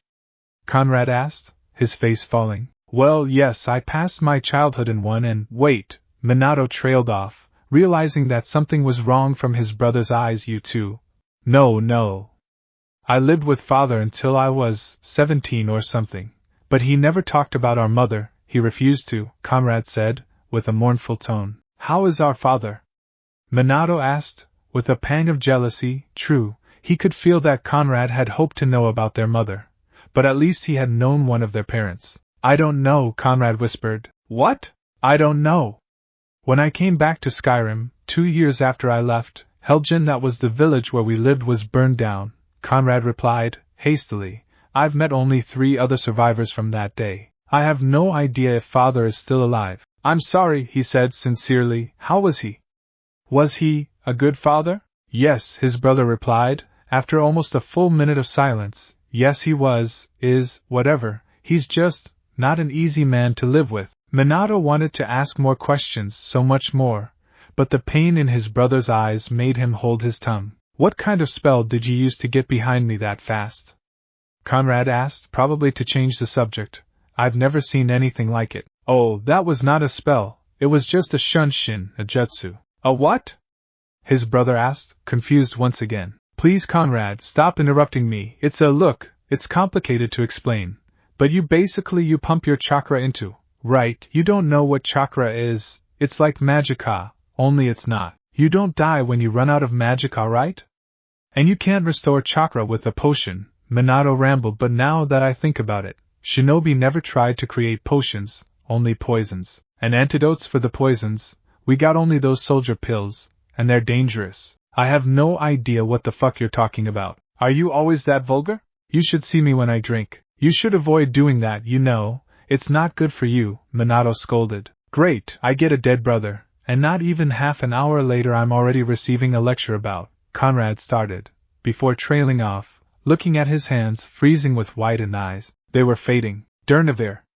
The Nord called. What's going on? You're waking, the dragon said, apparently not really interested. You're Coprin, your body is not dead, your Z is going back to it. What? Minato shouted, panicking. Already? Conrad was now fading quickly. He was little more than a floating torso, but that didn't seem to cause him physical pain. The brothers met each other's eyes, knowing that they would probably never see each other again. There were so many things Minato would have wanted to tell his brother, So many things that he wished to learn, but he knew there was no more time. He flashed through a quick combination of hand signs, required for the jutsu he had prepared especially for the occasion, and slammed his right hand on Conrad's face. There was a burst of energy, and Conrad screamed as the tendrils of chakra burned a picture inside his mind. What the fuck? Why did you? There is no time. Minato interrupted him. It will help you find the place I'm from. You must go there. Tell them about the masked man that attacked the village 12 years ago. Help them. Help Konoha. Help. Before he could finish his request, there was a blinding light, and what was left of Conrad's spiritual form soared to the sky, like fireworks in a summer festival. My son! Minato whispered, fully knowing that his brother had not heard it. Silence descended once again on the arena, now occupied only by a dragon unable to die and the lost soul of the Yondaime Hokage. Fuck! Minato's voice thundered in frustration, at such volumes that even the spirits far away from the place heard its echo. You should have asked your request at the very beginning, Jor, Durnover remarked after a few minutes of silence where the Yondaime had just sat in the gray sand. Minato looked at the dragon straight in the eyes, flooding the area with killing intent. All those years, for probably nothing, there was no guarantee with his brother would follow his request.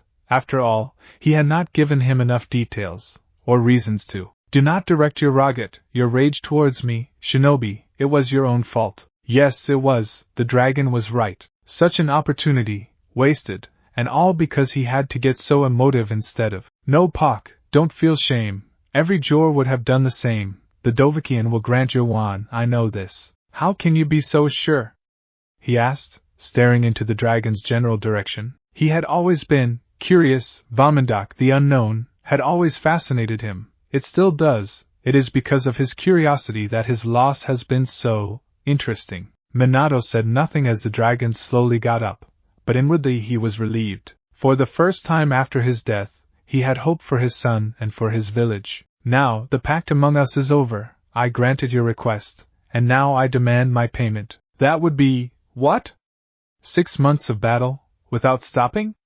He smiled bitterly. 8, Durnover corrected. Come now, Yondaime Hokage, show me what you can do when your fury is unleashed. Minato's grin was pure evil. If the dragon wanted a real fight, he would give him a real fight. He needed to vent, after all.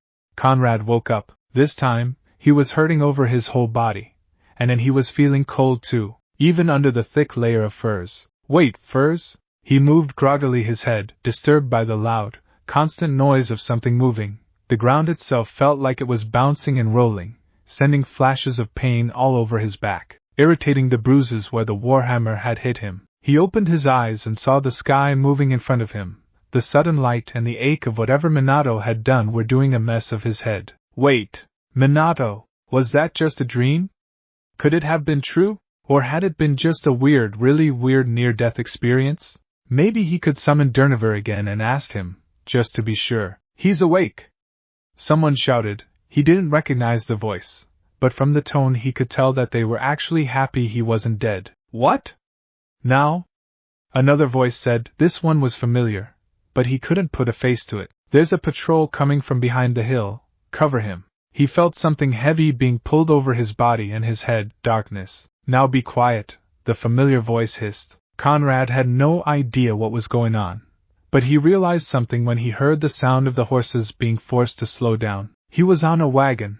Someone had found him and saved him. He wondered if, had he died, he would have remained in the soul cairn, if he hadn't hallucinated the whole thing. He heard someone ordering to the wagon to halt, and once they stopped, someone started to ask questions. Who are you? What business do you have on the roads of the Whiterun Hold? A gruff voice said. Whiterun Hold? But he had lost consciousness in the jail march. How much time had he been knocked out?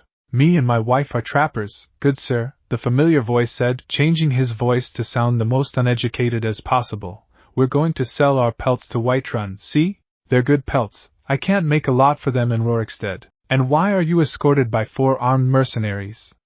The gruff voice asked, suspiciously. Well, sir, it's a lot of pelts. Bandits could try to steal them, yes sir, and kill us too. Other questions followed, but Conrad could feel his mind getting foggy again. He tried to focus, but his body was really in bad shape. He was tired, and he was hungry. The Dragonborn slowly but surely swept back into the blissful unconsciousness.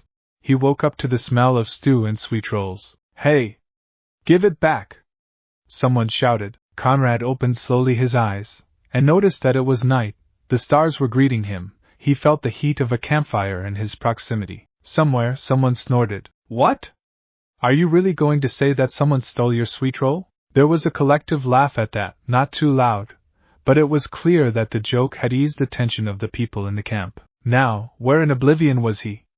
And who saved him? He rolled onto his side. His legs hurt like two rift-end bitches, and he grunted in pain. He had forgotten about that wound. Oh, welcome back, boss, the familiar voice said. How sweet of you to join us. Conrad's head snapped in the direction of the speaker. He immediately recognized him. Haming, I'm not your boss, he said, nodding towards the young hunter. The young man shrugged, and Conrad knew that he would just ignore his protest. Again, Haming was one of the few survivors of Aldrin's attack at Helgen, along with Conrad and other two people that they knew of. Maybe that, and the idea that the Dragonborn was from his own, now destroyed and almost forgotten village, had sealed the archer's loyalty towards the older Nord. After all, people tended to be loyal towards those that killed the dragon that had killed their parents. Where are we?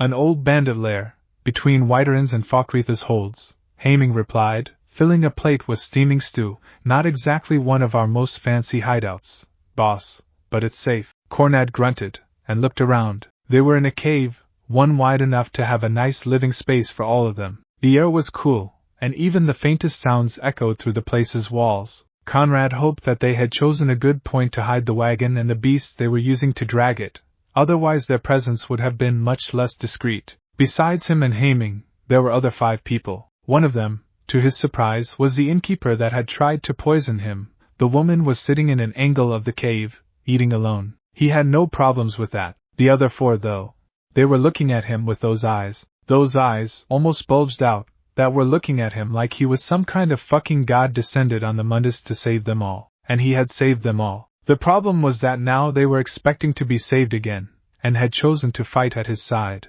Unlike most of the continent, actually, poor bastards. That didn't ease the Dragonborn's worries.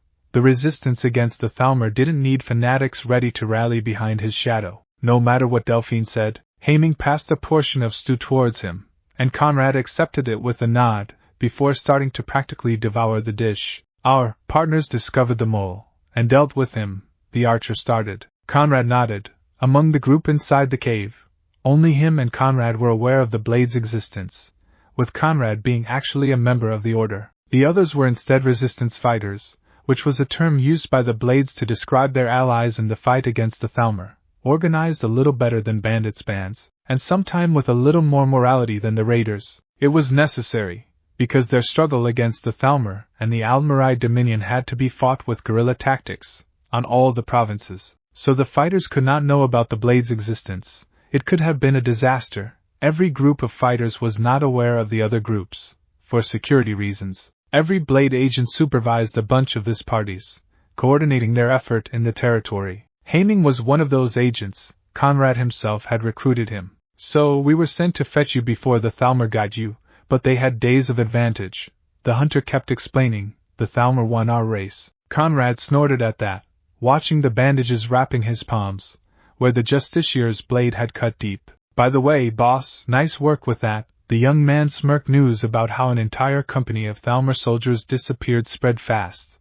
There are patrols everywhere, scaring the Jarls shitless. Great, just great. He had given the Thalmor an excuse to put more troops into the Imperial province, maybe in the other ones too. The archer kept talking, pointing towards a woman sitting alone at a brief distance away. It was her, Feda, that saved you, you know. Conrad turned towards the woman, arching an eyebrow curiously. I waited, and waited, she started, until the battle outside was over, and after that I waited more. Once I was sure that nothing was moving out there, I peeked through the door. There were so many bodies.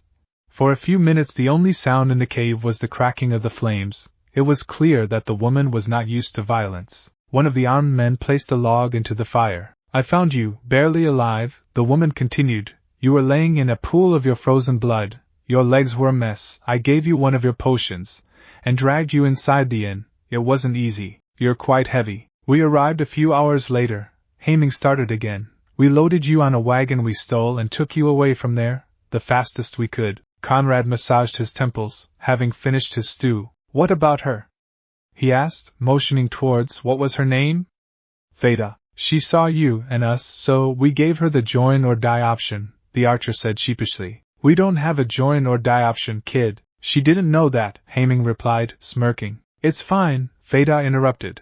After that fiasco, the Thalmor would have hunted me down anyway. Either I stay with you guys, or I'm dead. Whatever, Conrad snorted, only to add something quickly when he saw the annoyed look Haming gave him. We'll find a use for you, I suppose. I'm a good cook and… Stop it, it's not my job to find what you can do, he interrupted, ignoring the woman's offended expression and turning towards the young archer. Where is my stuff? We hid your bags and your metallic junk under the pelts and… Junk? Conrad exclaimed, indignant. My Nordic carved armor is not junk. With all those scratches and dents, it looks like a piece of junk, boss, the archer smirked. Oh, and I've managed to save your axe too, and your walking stick. It's not a walking stick, it's a mage's staff. A mage staff carved to look like a walking stick, to not be recognized for what it is. Conrad seethed, tired of having to correct his self-proclaimed minion about the nature of the totem pole. Again, he winced. His head was throbbing now. At first, when he had woken up, he had thought it was because of the exhaustion, his wounds or both. But when he closed his eyes, he could vividly see something. 4 symbols, exotic-looking and with an unknown meaning, gleaming in the dark of his closed eyelids. The encounter in the Soul Cairn had really happened, and Naruto had done, or given, something to him. Just admit it, boss, sooner or later you'll have to. Paper, he interrupted harshly, and ink now. Haming looked at him for a few seconds, confused from this unusual reaction during their traditional banter, but gestured towards his subordinates nevertheless. He heard someone rummage somewhere as he kept massaging his temples. Here it is, boss. Do you have to write a message or… Later, Conrad hissed, snatching the pen and paper sheet. He started scribbling furiously, slightly put off by the unfamiliar symbols. Whatever you say, boss, Haming sighed, before getting closer to him and starting to whisper. Look, I've received orders from Delphine.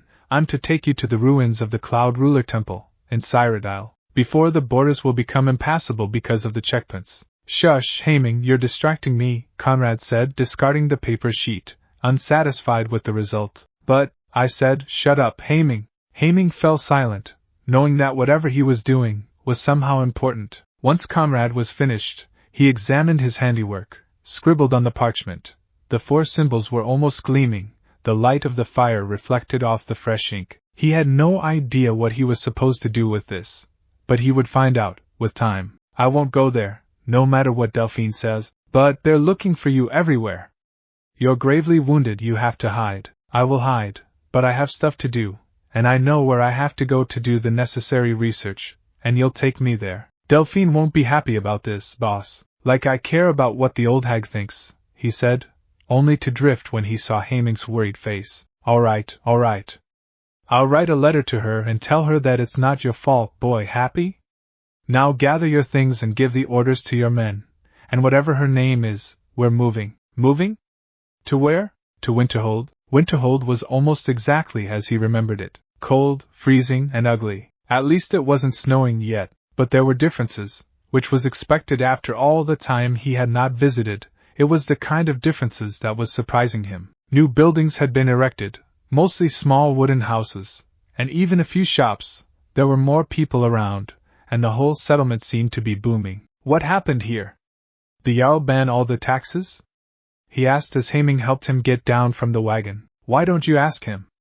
I'm sure he'd be happy to see you. I have other things to do, he said, hobbling over with his crutch. The wounds on the legs were not healed yet, even with the use of magic. Yes, you told us this, but what are we supposed to do? The young archer asked, gesturing to his fighters. And what was her name? Feda, or something like that. Drink something in the inn. Find out about what's going on in the region. Don't draw attention to yourself, the usual. What about your stuff? The junk and the… I will send someone to take my belongings, among which the ancient armor stands out, he said drily. Whatever you say, boss. Are you sure you don't want a hand with… I bet that the place has still a policy about mages only. Even if the town has changed, I'll go alone. Suit yourself, boss. Join us at the inn later? I'll try, Conrad said, as he started to limp towards the college, at an extremely slow pace. As he proceeded on the well-worn road, he absorbed all the sounds he had never heard here before. A cacophony of hooves and rusty spokes, of hammers on hot metal, and loud, brash voices that filled the air, all things that were found in other settlements. But there was one thing that was missing: there were no childish laughs. There were no children. How was it possible for a city that had gained so many inhabitants, and seemed to be in an expanding stage, to have no children? As he struggled to think of a good reason for this, Conrad suddenly stopped. He felt his honed instincts kicking in, and his free hand went to the handle of his axe, concealed under the heavy fur mantle he had been given by Haming. He had found himself under the scrutiny of a small number of onlookers who were lingering around the entrance of a tavern, mugs and flagons in hand, and weapons on their belts. Since when had Winterhold had more than one in anyway? They looked like seasoned fighters. Their eyes were too shifty for Conrad's tastes, and they were interested in him. That was never good. Was it because he was a new arrival in town, or for other reasons? Conrad was suddenly happy that his cowl was concealing the scarred side of his face from their view. Now that he thought about it, something seemed off ever since they had arrived, and now he realized what it was. Everyone was carrying a weapon, everyone. What had happened to the dying town? What are you looking at? He growled, giving his best angry Nord performance. He was sure that he could beat them if they tried anything funny, but without his armor on, he felt so exposed. Walking with it on would have been asking for trouble for his wounded legs. Another tough guy, one of the group snarked, derision dripping from his words. Conrad blinked at him, stupefied. Had this tavern trashed just? Look at him, he can barely stand. Another laughed, to be quickly joined by his companions. The tension seemed to evaporate completely as they forgot about him and turned back to their drinks. On any other day, Conrad would have taught them a lesson. In his younger days he would have crushed them. He could feel his soul, his dragon soul, screaming in outrage, eager to rain down his righteous fury on these weaklings who dared to insult him. But he couldn't risk being arrested or kicked out of the town. He had things to do, and this was not worth it. Grumbling, he swallowed his pride and resumed his walk towards the college. At least Haming and the others would pass unnoticed around here. A pair of hooded figures were walking along the arcade that surrounded the college's courtyard. They were both wearing the clothes associated with the apprentices of the school, but while one of them was walking in long, elegant strides, the other did so in an undignified manner, nervousness showing with each of her steps. I tell you, Beta, you worry too much, the controlled one said. But what if they expel me because I can't do it? His companion asked, panic in her voice. None have ever been expelled from the college because they were less than adequate in restoration. Calm down. She went ahead and did the opposite. It could happen, Sven. I could be the first. I could. What's going on? The young mage asked suddenly, looking ahead of his companion. I'm having a panic attack, that's what's going on. No, not you, Sven said, gesturing to the entry of the courtyard there. Beta followed her friend's line of sight and noticed the commotion at the entrance of the courtyard, right in front of the statue that greeted the newcomers to the college. A group of students of various classes were staring to something, whispering to each other frantically. They heard yelling, but the little flock of scholars were obstructing their view. What do you think has happened? Beta asked. Her friend kept moving. Probably another Sellsword that tried to sneak into the college while the bridge wasn't being watched. Come on, let's check. As they approached their fellow students, they could hear the voice of one of the senior students. For the good of her, Beta couldn't remember his name, intimidating a stranger into leaving. The stranger was a tall, blonde-bearded Nord around his 40th winter, leaning heavily on a crutch.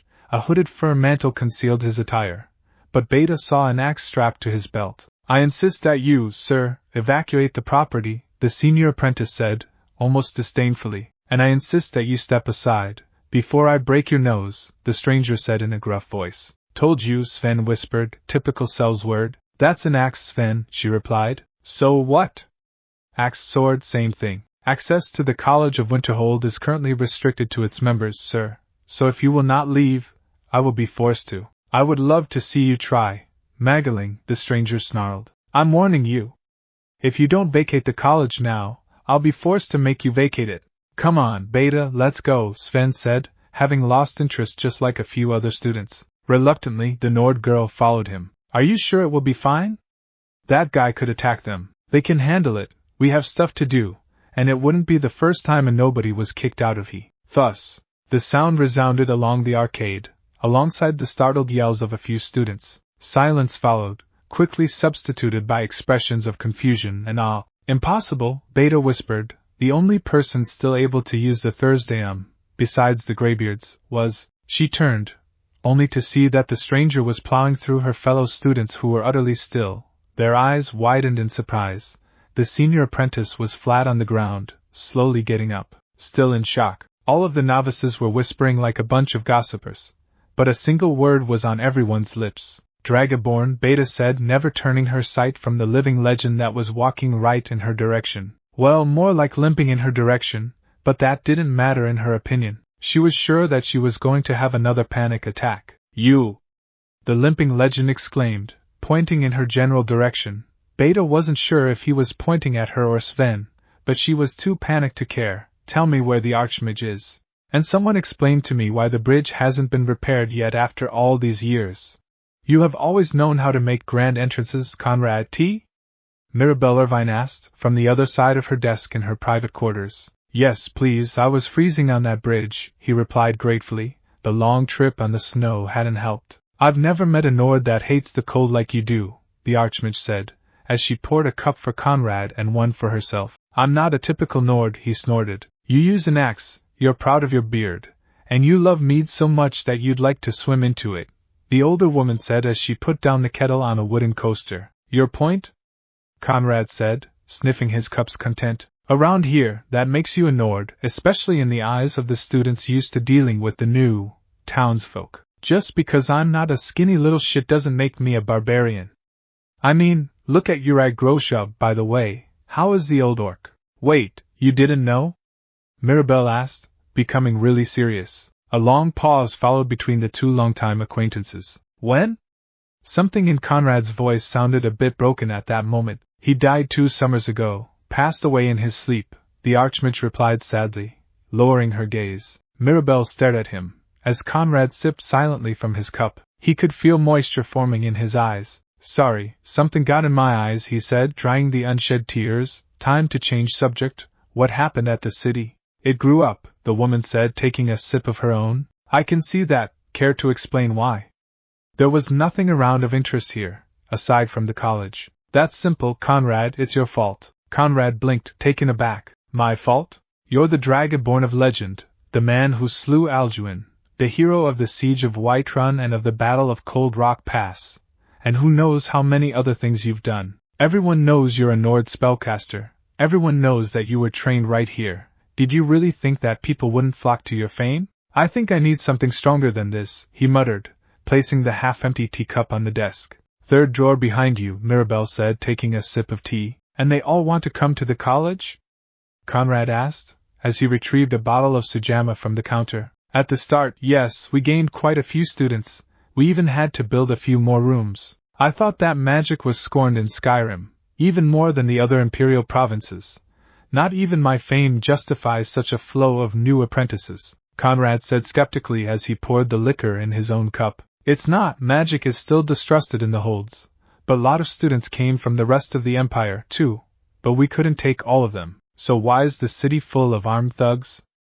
I doubt they want to start using magic. They came with the mining company. A lot of new mines were opened along the Sea of Ghosts, and they were paid to assure the mines' safety.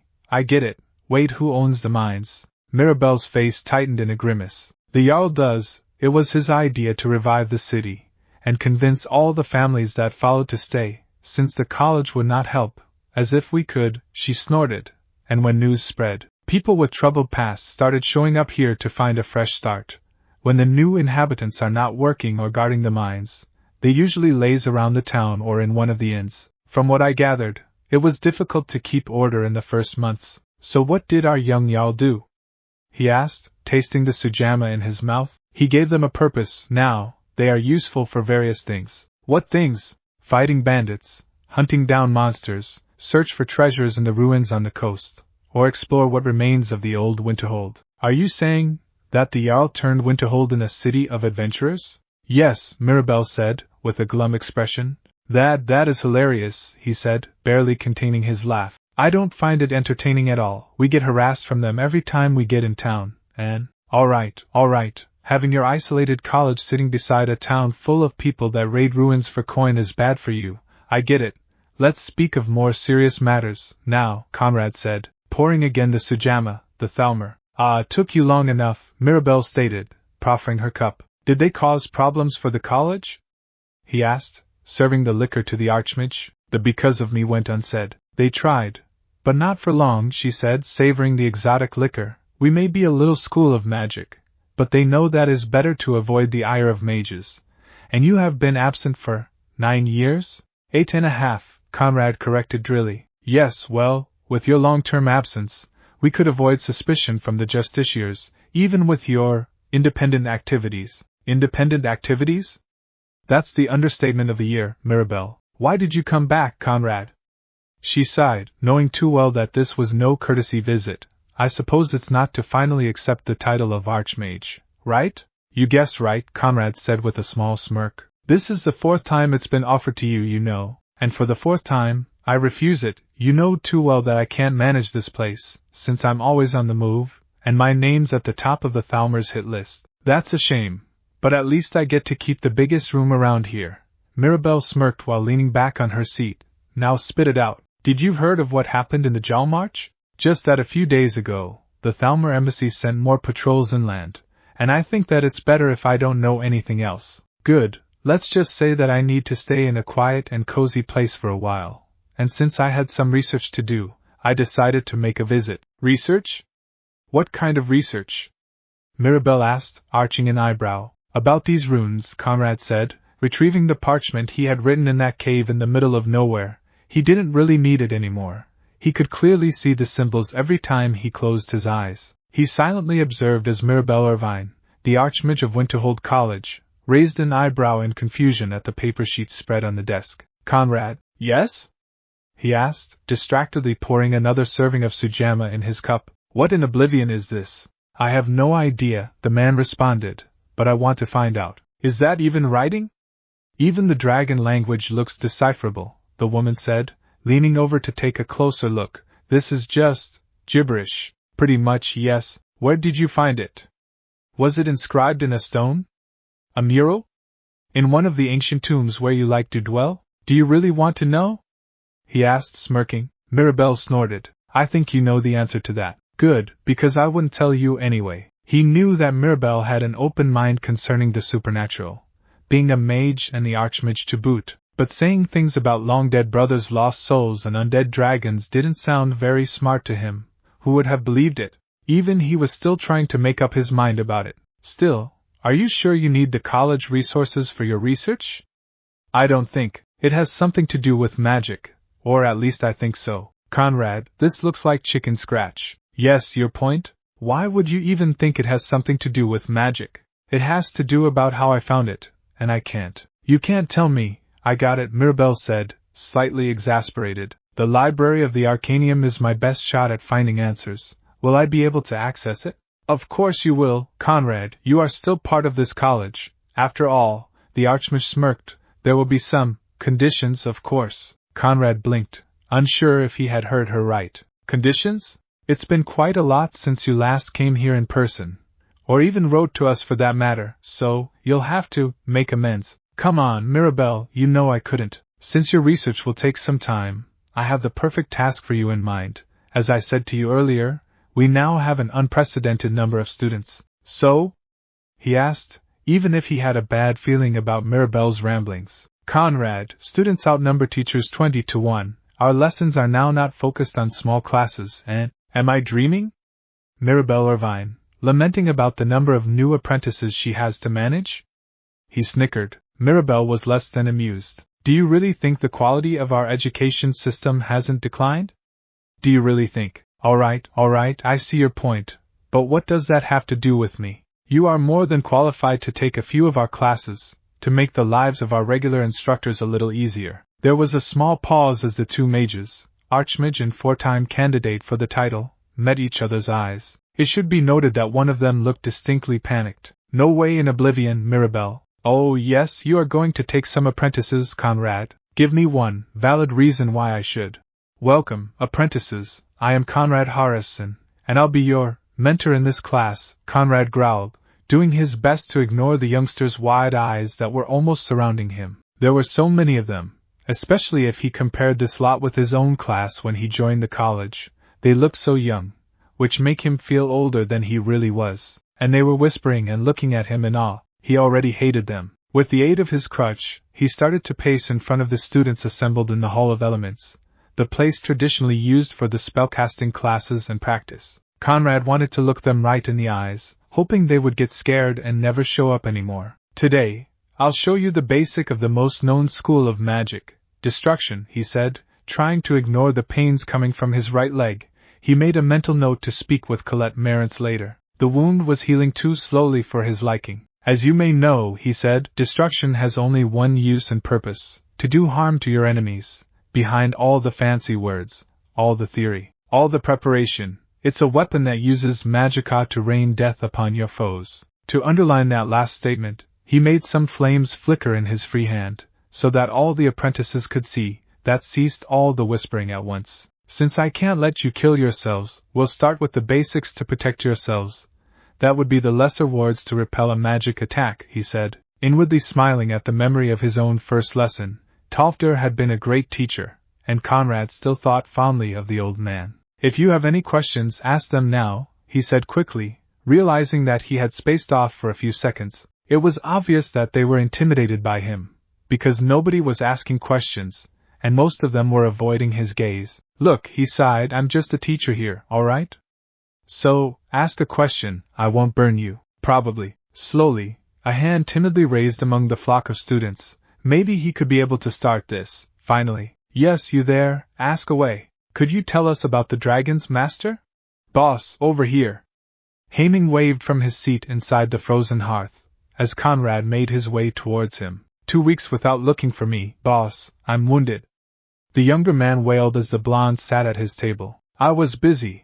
And don't call me that. Relax, Haming said, passing him a mug of mead.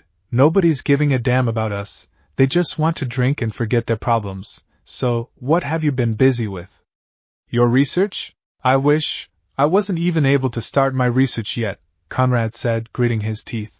I've been too busy with teaching a group of talentless rats how to not burn their own fingers with the excess magicka they put into the spell, which would make them risk losing control of the power they're waving around. Wait, what?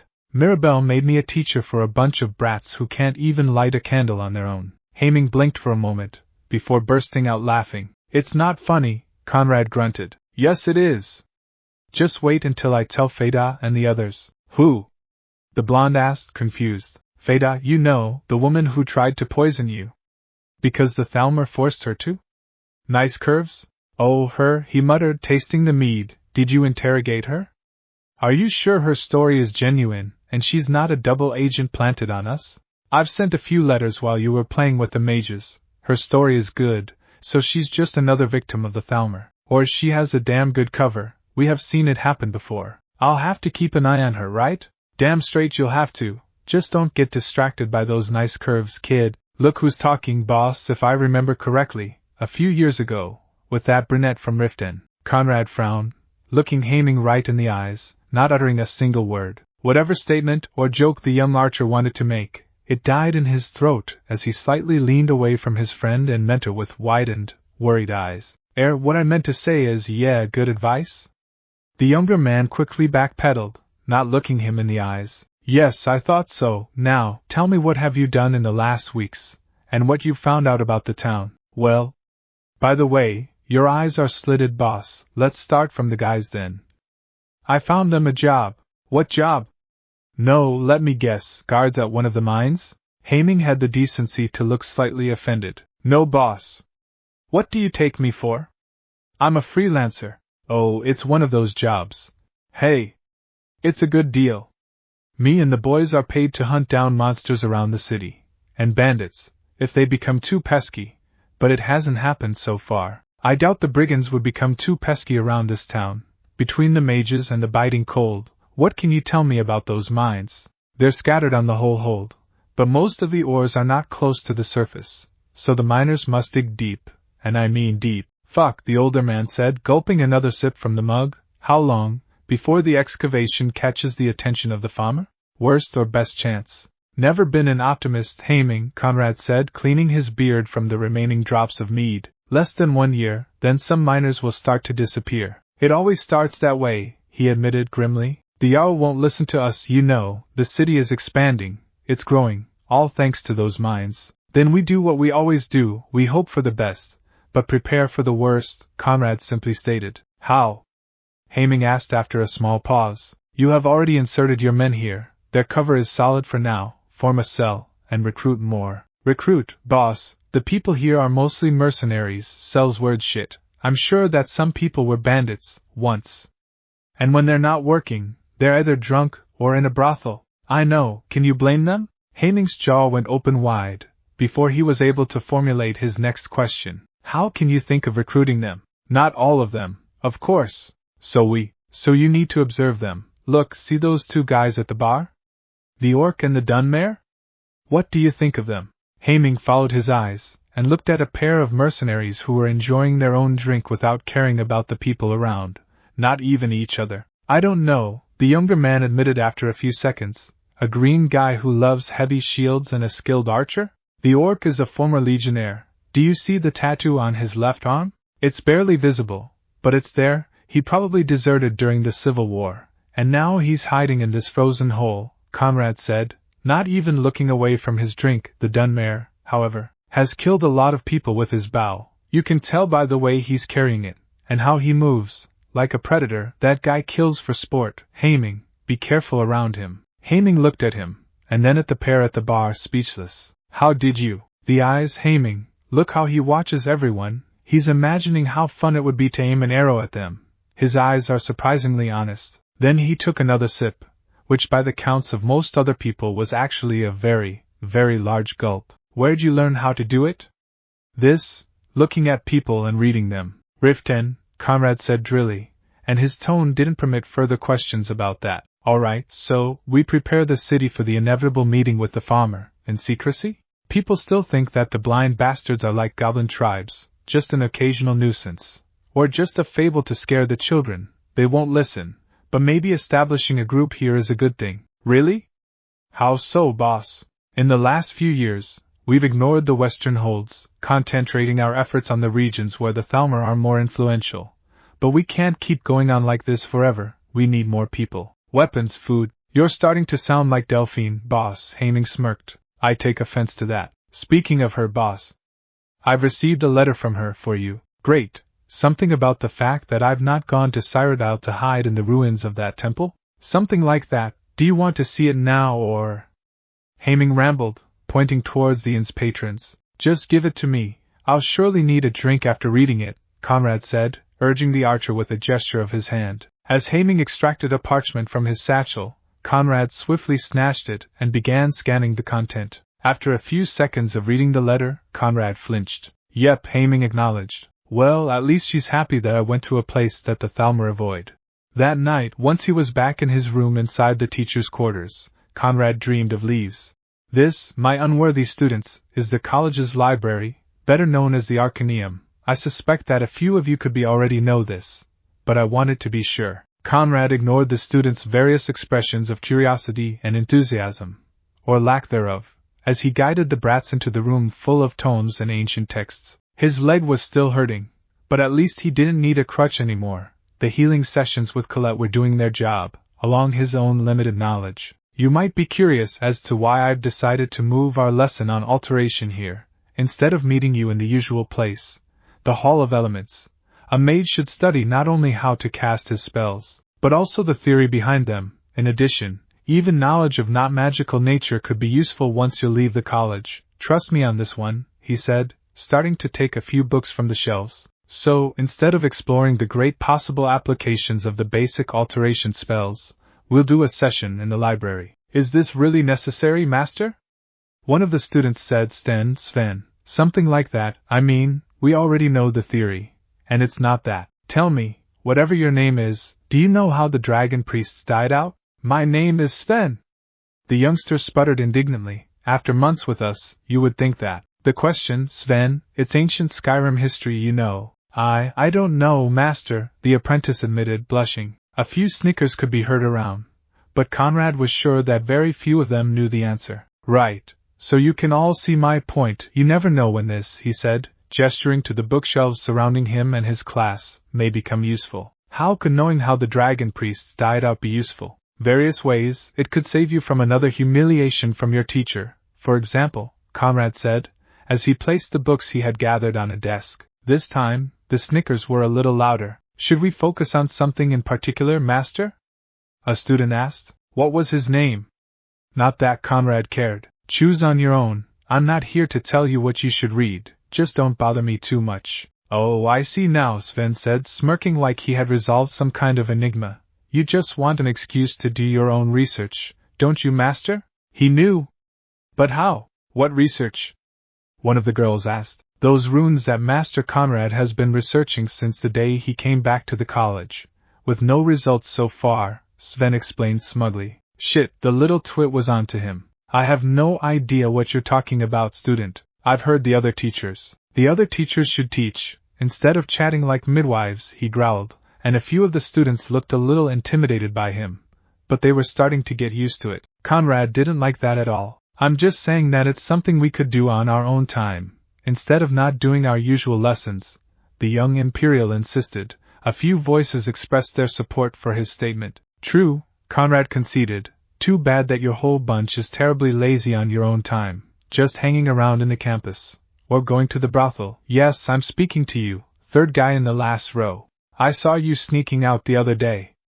Who do you think you're fooling? The apprentice in question looked like he wanted to die instantly. The girls around him shuffled away, a little disgusted. All right, class. Enough drama for today. Pick a book, or even better, a lot of books, and start studying. Except for you, Sven, you're going to read this, and I'm expecting you to memorize its contents, he said, taking a small volume from a shelf and placing it in the lad's hands. Uncommon Tastes by the Gourmet? Sven read from the cover, before realizing, Master, this is a cookbook. A fine guide to the Bretonnian cuisine, actually, Conrad deadpanned, starting to search for the other tomes he needed. Why should I study a book about cooking? Do you know any spell that can cook a fine Bretonnian soufflé?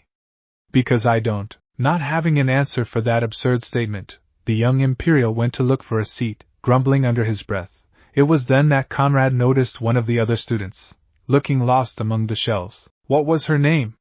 Stupid kids. You. Bertha, right?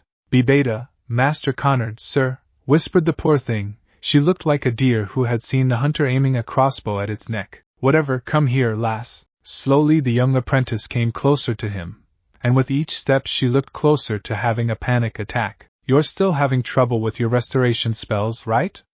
He asked as he reached for a volume. Yes, sir, I do. I'm sorry, I promised that. Here, Conrad said, giving the poor girl a copy of Racial Phylogeny. This should help. Study it and experiment a little with your spells. The young girl was speechless for a few seconds, but slowly reached for the book. Thanks, master, she whispered, before departing in long, nervous strides. Satisfied that his good deed for the day was done, Conrad opened one of the tomes he had selected. Pardon me, master, a raspy voice said behind him. Conrad snapped his head, turning suddenly. One of the apprentices, a Caziot, was standing right behind him. How did he sneak up on him unnoticed?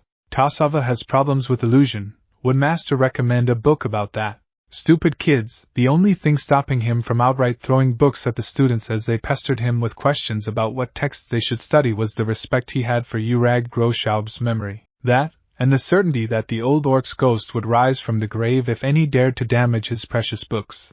Mirabelle? A word, if you please?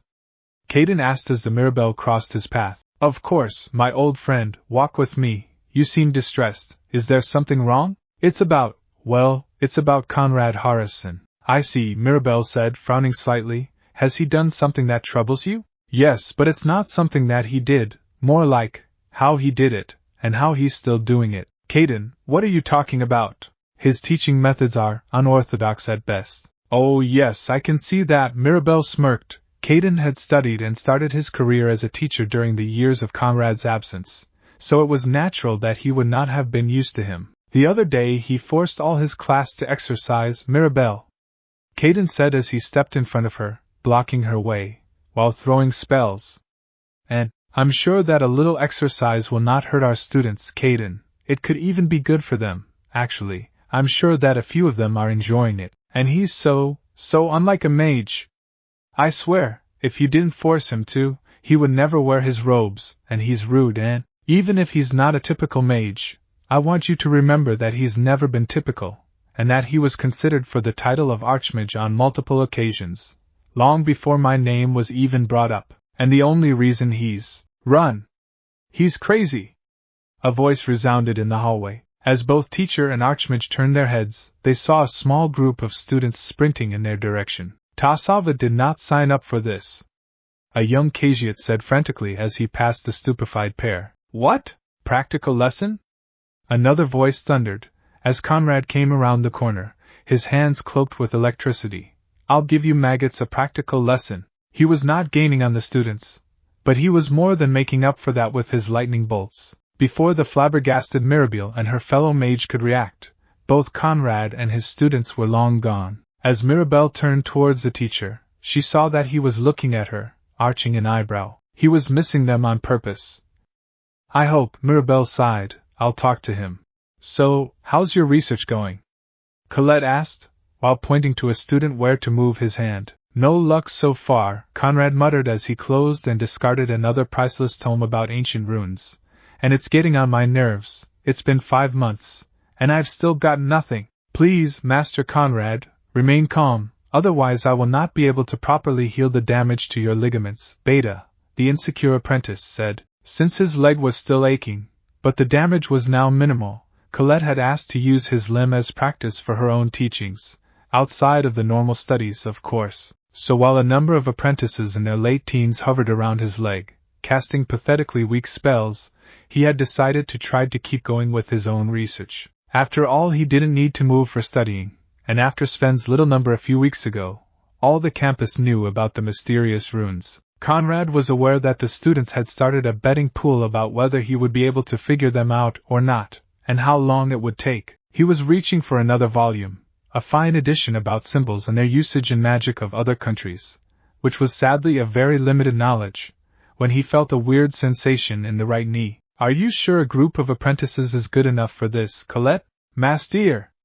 Beta wailed, her fellow students looking as offended as she. Bear with us for a little more, Conrad, then you'll be fine, the restoration teacher assured. I hope so, he said before turning to the study group in front of him. If I can't walk straight after this, I'm sending a storm Atronak in your rooms tonight again. No, you will not after Mirabelle's telling off, the old Breton woman said. Spolsport, they didn't know about that, Conrad said, as he saw the apprentices relaxing a little. You know, you would have healed at least 2 months early if you had practiced this on your own. Is your knowledge of the healing spells so rusted?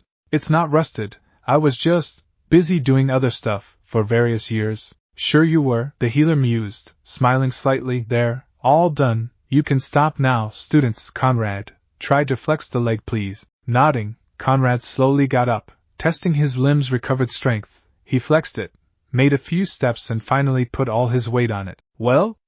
Beta asked, nervously as always. No pain, no aches. I'm finally fine, thank you, students, he proclaimed, with a slight smile. Now, where are my pants? On the desk behind you, master. Why, thank you, Conrad said as he started to put them on. Now, Sven has made his souffle for everyone. People, come to eat. To say that everyone was startled would be an understatement. The students jumped, Colette looked alarmed, and Conrad was searching for a missing weapon on his belt. Tasava was standing right in the middle of the crowd, no one having noticed his arrival. His furry eyes twitched in amusement, and he beamed at his peeved peers mockingly. Damn Khajiit, Conrad grumbled. I should never have taught you that spell of invisibility, said Khajiit, only grinned even more. All right, kids, go enjoy your meal before it gets cold, Colette said to the students, who gladly started to gather their few belongings. And don't be too hard with Tasava, Conrad, after all, you're proud of him and the others. Ha! As if. He snorted in a maybe too forceful manner. Too bad that his eyes were probably betraying his denial. Damn azure pool-like eyes. I think that young Sven missed his calling. He would have been an excellent chef, Colette remarked as the group, teachers and apprentices alike, walked towards the room's exit. Don't tell him that, Master Colette. I had to force him to start using those recipes. Beta protested. Tasava barked, Beta just had to look at Sven with her big, mushy eyes.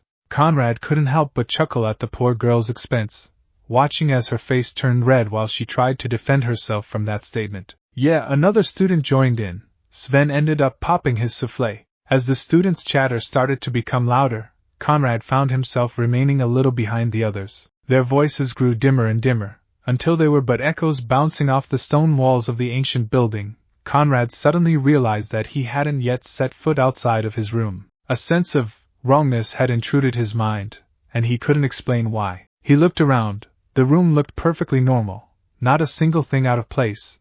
Then where did this horrible sensation come? Behind him. Conrad whirled, using the momentum to swing a power fist towards this intruder. Fortunately, the far shorter Kasia managed to dodge, ducking right under it. Master, master! It is just your disciple! Tassava pleaded, throwing up his empty hands to show that he carried no weapon. Conrad remained silent for a few seconds, his other hand still raised to strike. Obviously it wasn't the young student the cause of his uneasiness, because he could still feel it, reverberating all over the room. How many times have I told you to not sneak on me when I'm alone, Tassava? He asked. Nice save. Maybe the apprentice would not take him for a man. Tassava is sorry, master. Tassava was sent to fetch Master Conrad when Master Colette realized that he had not followed us. The beast folk explained. Is Master all right? Master Conrad looked suddenly troubled. I am fine, Tassava, he replied, or at least he hoped to be. I was just. As Conrad was searching for an answer, he felt the room getting slightly colder, like heat was fleeing the room, a change too sudden to be natural. Master, what? Then the smell of rotten fish came. Fuck, Conrad hissed. He had to get the kid out of here. Now, something has come up, Tassava. It may take a while, I'm afraid. Conrad hoped that the Kasia would just take the hint and leave, but apparently the tension in his voice was thick and palpable. Is Master sure that? Go, Tassava, Conrad said, gritting his teeth, and tell everyone that for tonight, this room is off limits. The student's ears went flat as the chill reached him, and he felt the same sense of unease that had assaulted Conrad only moments earlier. His pupils dilated and his fur bristled while he looked around for a threat he couldn't see. Talos, the kid was going to panic. Go, the blonde Nord said, posing a hand on the Kasiat's shoulder, trying to shake him out of it. Tassava didn't need to be told again. With a last look back to his teacher, he fled from the room. Conrad slammed shut the door behind him, locking it. That's when the chuckles started, a deep, rich sound. My, Dragonborn, perhaps your student's fear was quite warranted.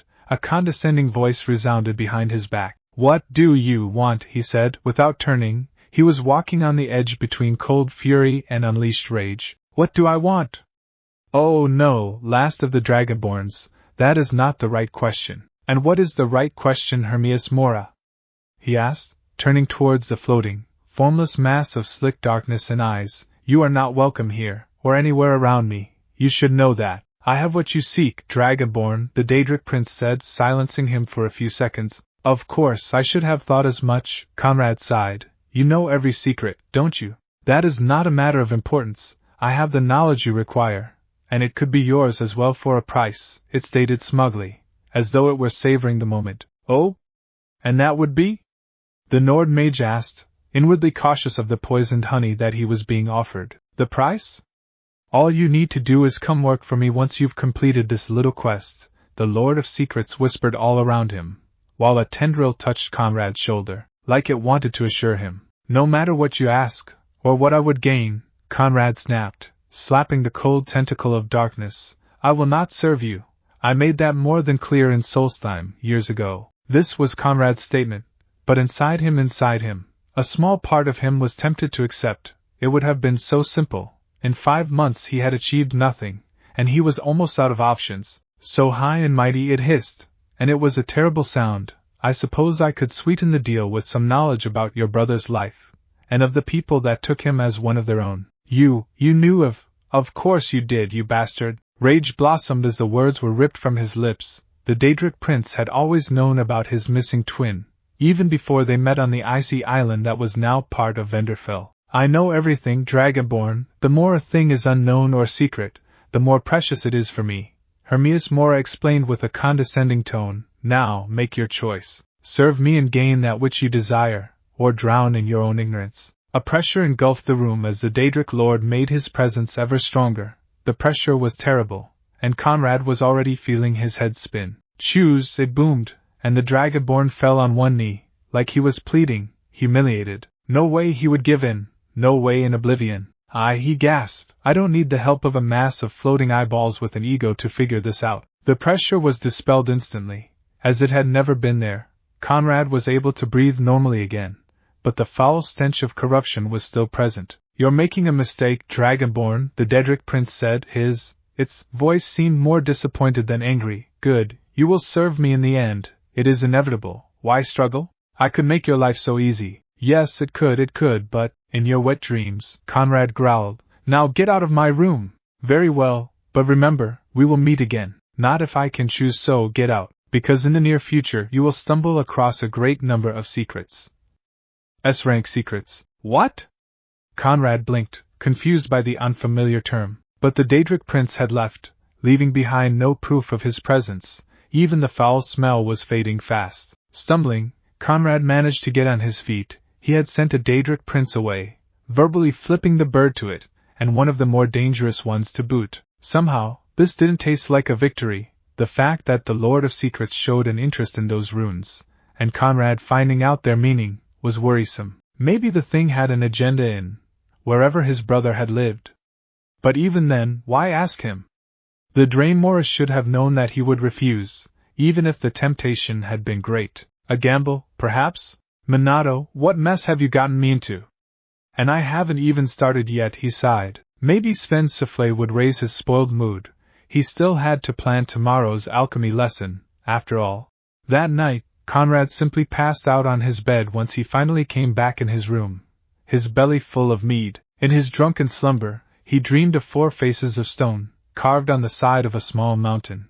He ignored the whispers, and started the lecture as programmed. As you may know, before the facts known as the Oblivion Crisis, the Mages Guild was a single organization, widespread on all Tamriel, after the crisis. And the Thalmors' claims that they had saved the Mundus from the invasion of Daedra, the general public started to believe that magic, and all magic users, were somehow responsible for those terrible events. Conrad said, not really interested if his students were listening to him. The last week after Hermias Mora had been terribly stressful and had taken its toll. But it was not the Daedric Prince that had annoyed him. It was the rumors. Both of these claims are lies, Conrad growled to the students. Maybe he shouldn't have done that during the lecture, but damn, it felt good. He observed passively the young faces in front of him, who were now focused on his person. If you wish to know more about the Oblivion Crisis, I suggest you to check the Arcaneum, or wait until we'll speak about it in another lecture. He remained silent for a few seconds, more absorbed from his own thoughts than from the lecture he was supposed to give. Normally he wouldn't have minded the rumors, he would have just ignored them. Nines knew that there were already a lot about him. The Mages Guild was dedicated to the study of magic, much like our own college today. Unlike the College of Winterhold, though, they provided their services to the general public. He didn't blame Tassava, he really didn't. The poor kitten been scared out of his fur.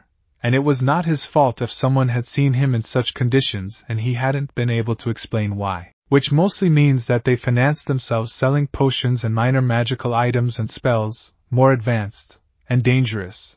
Knowledge was reserved for the members, who were properly trained by the guild. Conrad knew that it was influencing him, because among the frustration of how badly the secret war against the Thalmor was going, being forced to lay low, and the fact that his research going nowhere, he now had to face the worried and even scared expressions of his students. All his problems in the college, though, had origin in his research, his obsession with the runes that Minato had imprinted in his mind, and that somehow Hermias Mora was interested in giving to him that knowledge, for its own agenda. Speaking of those, why couldn't the dead idiot implant more stuff in his head with such a spell? An explanation, a way to use them something. But no, he had messed with Conrad's brain to give him 4 symbols and a wish from beyond the grave, and Conrad was an idiot like his deceased brother apparently, because he wanted to fulfill that request. This doesn't mean that they were a magic shop spread on all Tamriel. I just want you to understand how different the perception of magic was back then, he said, trying to concentrate again on the lecture. They were mostly researchers, studious, archivists, but some of them were pioneers, who explored new ways to apply the power of the Magica, creating most of the spells that we still use these days. It didn't work, somehow. He couldn't put himself in the boring, he admitted that much, lesson about the past glories of the Mages Guild. His mind kept thinking about the unexpected visit from Hermias Mora. Their first concern, as stated from their charter, was ensuring that all of Tamriel would benefit from their knowledge. He sighed, more because of his inner turmoil than from a genuine nostalgia for such days. He had to admit it.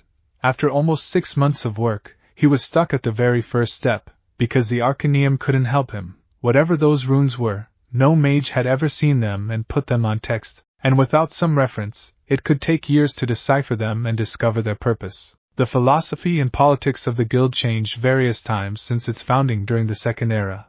The change that we can still painfully feel, after 2 centuries, is the ban of the necromancy applied by the Archmage Hannibal Traven, he continued, before doing a totally planned pause. I can see that you're confused. How could a decision like that, done for the good reasons, influence us badly? Anyone wants to take a guess? A few seconds of silence passed. Strangely, Conrad couldn't decide what was the worse alternative: his students' newfound fear of him, or their inability to gather a conclusion from the given information. Fine, you asked for this, you! He exclaimed, pointing a finger in a random direction. Without even looking, answer the question. The poor guy squeaked, like if Conrad had pointed a finger that was charging a deadly spell in his direction. It is because, the student managed to ramble, somehow, it is because the, necromantic cults? Conrad blinked. The little rabbit had managed to reply, after all. Exactly, you've all probably heard of them, hiding in ruins, in caves, in the wild, experimenting with things that should not be disturbed, he droned to his students, before changing his voice to a dangerous tone. Should you ever join one of those bands of so-called mages who only wish to use their power to inflict harm on passerbys, much like common bandits, I will hunt you down myself. Maybe he was being too hard on them, but he didn't care anymore. He was angry, and he wanted to vent, even if he was angry at himself. Now, to continue our lecture, he said, ignoring the shock on some of his students' faces. The various cults and groups of outlaw spellcasters have the same origin. During the Oblivion Crisis, the Mages Guild had to face their own crisis. Mannimarco, a part of him, a very small part of him, thankfully easily squashed, was regretting refusing the deal with the Lord of Secrets. Mannimarco, who had secretly survived for centuries, gathered a large number of followers after the ban of the necromancy. Conrad said forcefully, not wanting to dwell on those thoughts. His forces attacked, weakened and effectively crippled the Mages Guild, who was forced to rely on their own strength since the Empire was busy dealing with the invasion of Deidre. His mind just couldn't let it go, of course, because he had hoped to be a better person. He was not a knight on a white stallion, rescuing damsels in distress, but he had always thought that he would have been able to resist such an obvious temptation, or at least resist it with more firmness. Mannimarco was finally destroyed in a duel with Hannibal Traven's successor, but the troubles for the guild were not over. As I briefly told you before, people's perception of magic started to change after the Oblivion Crisis, and the Mages Guild were among the suspects. Even if it was widely known to the higher-ups of the Empire's government that the responsibilities were the cult known as Mythic Dawn, accusations were made. Fuck, why couldn't those thoughts leave him alone? This was the reason why he hated to deal with Daedric princes. They always messed with his head. Even the two he could at least tolerate, and Hermias Mora reminded him of a too personal matter. In the end, the Mages Guild was dissolved. A schism occurred, in more ways than you may think. Two organizations raised by the ancient guild's ashes, the Synod, and the College of Whispers. These two groups are rivals today, competing with one another in the pursuit of ancient, often forgotten knowledge, but they're not the only ones. No, even our college used to be part of the Mages Guild, and like the college, there are now some small, independent magic schools scattered all around Tamriel, and of course, he had been tempted because his research hadn't advanced at all. Damn, he was thinking in circles now. Repeating the same things over and over again was a symptom of madness, right? It wasn't like he could ask Minato again. The portal to enter inside the Soul Cairn was inside Castle Fokihar, deep within Thalmor territory. With the whole laying low situation, it wasn't a good idea, and he couldn't summon Durnevir to ask him to ask Minato. The dragon probably would have asked for a fight in exchange, and doing such a thing in an inhabited area was an even worse idea than hiking in hostile ground while the enemy was actively searching for him. And he would not attempt to enter the soul cairn like the last time. Almost dying, he doubted it would have worked without the dragon's help, which would mean a fight. He hadn't felt this frustrated, helpless and angry since the woman he loved had tried to kill him. Master! A voice dared to interrupt him. What? He snapped viciously, only to realize that he had lashed against the poor, concerned Beta. The girl instinctively retracted, her expression full of hurt. It felt like he had just kicked a puppy. Why were all looking at him like that? Maybe he had overdone it, but he had stopped talking, completely lost in his thoughts. How long had he remained silent, before Beta, of all people, had found the courage to talk to him? Conrad understood perfectly that he was losing control, that he was letting himself lose control. What if he hadn't just screamed at the poor girl? What if he had reacted as if an enemy had sneaked up on him? He had to stay away from the kids, for their own good. Conrad, what in oblivion is wrong with you? Mirabelle, please, yelling at the students like that? You're not their blasted drill master. This is a college, Conrad, a mage's college, or have you forgotten? So, throwing fireballs at them is fine, but not yelling at them? Mirabelle's features darkened. Conrad, do not test my patience. All right, sorry Mirabelle, it's just, I don't really know, that's the problem. Conrad, what am I going to do with you? The Archmage sighed, rubbing her eyes in frustration. I don't know, maybe I should leave. I can pack my things in an hour. That would be for the best, Conrad. Mirabelle nodded gravely. Feel free to come back once you've cleared your mind. Take care of whatever you need to. Conrad nodded in return, and without any further words he left the Archmage's office. He debated immediately going towards his room to leave, but he decided against it. He had left a little mess in the Arcaneum the previous night, too tired to put the books in the right shelves, since the new librarian was not efficient like the old orc had been. He supposed he could check it. Then it was just a matter of prepare his bag, getting out of the robes Mirabelle had forced him to wear for months, and what? He doubted he could complete his research, unless he wanted to try the arcane university of the Imperial City. But he had no contacts there. It would be a fruitless journey. No, he knew what he would do. He would find a nice spot to lay low without being a problem, wait until the Thalmor didn't expect anything, and go straight to Sir Anna's former home. Maybe even ask Sir Anna to join for a ride. Then he would punch Minato in his incorporeal face, over and over again, while screaming 6 months wasted. And only then would he ask to his brother to explain better. If entering into Castle Fokihar revealed itself to be too risky. Well, he had tried. At least, he could just go back doing what he had done for the last years, even if the idea of surrendering didn't suit him at all. As he entered the college's library, he found himself face to face with the last person he wanted to see now. Beta was frozen in place a few meters away, a stock of books and scrolls balanced precariously in her hands. She stared at him, moving her lips like she wanted to say something. Conrad just ignored her and went to collect the books he had consulted. They were exactly how he had left them. Master, the girl finally managed to say, after just staring at him for some minutes. I'm not your master anymore, Beta, it's better this way, he interrupted her. Without looking away from the books he was piling, you kids will get a better teacher, a more patient one. We don't want a different teacher, we just want to know what happened to you, Master Conrad. Damn, why couldn't she just hate him, fear him, or avoid him? This was unbearable. It's complicated, Beta, and as I said, I will not be your teacher anymore. I'm leaving the college today. Silence descended again in the Arcaneum, interrupted only by the soft shuffle of paper. It has to do with you being, well, the Dragonborn? She asked timidly. Not really, yes, whatever.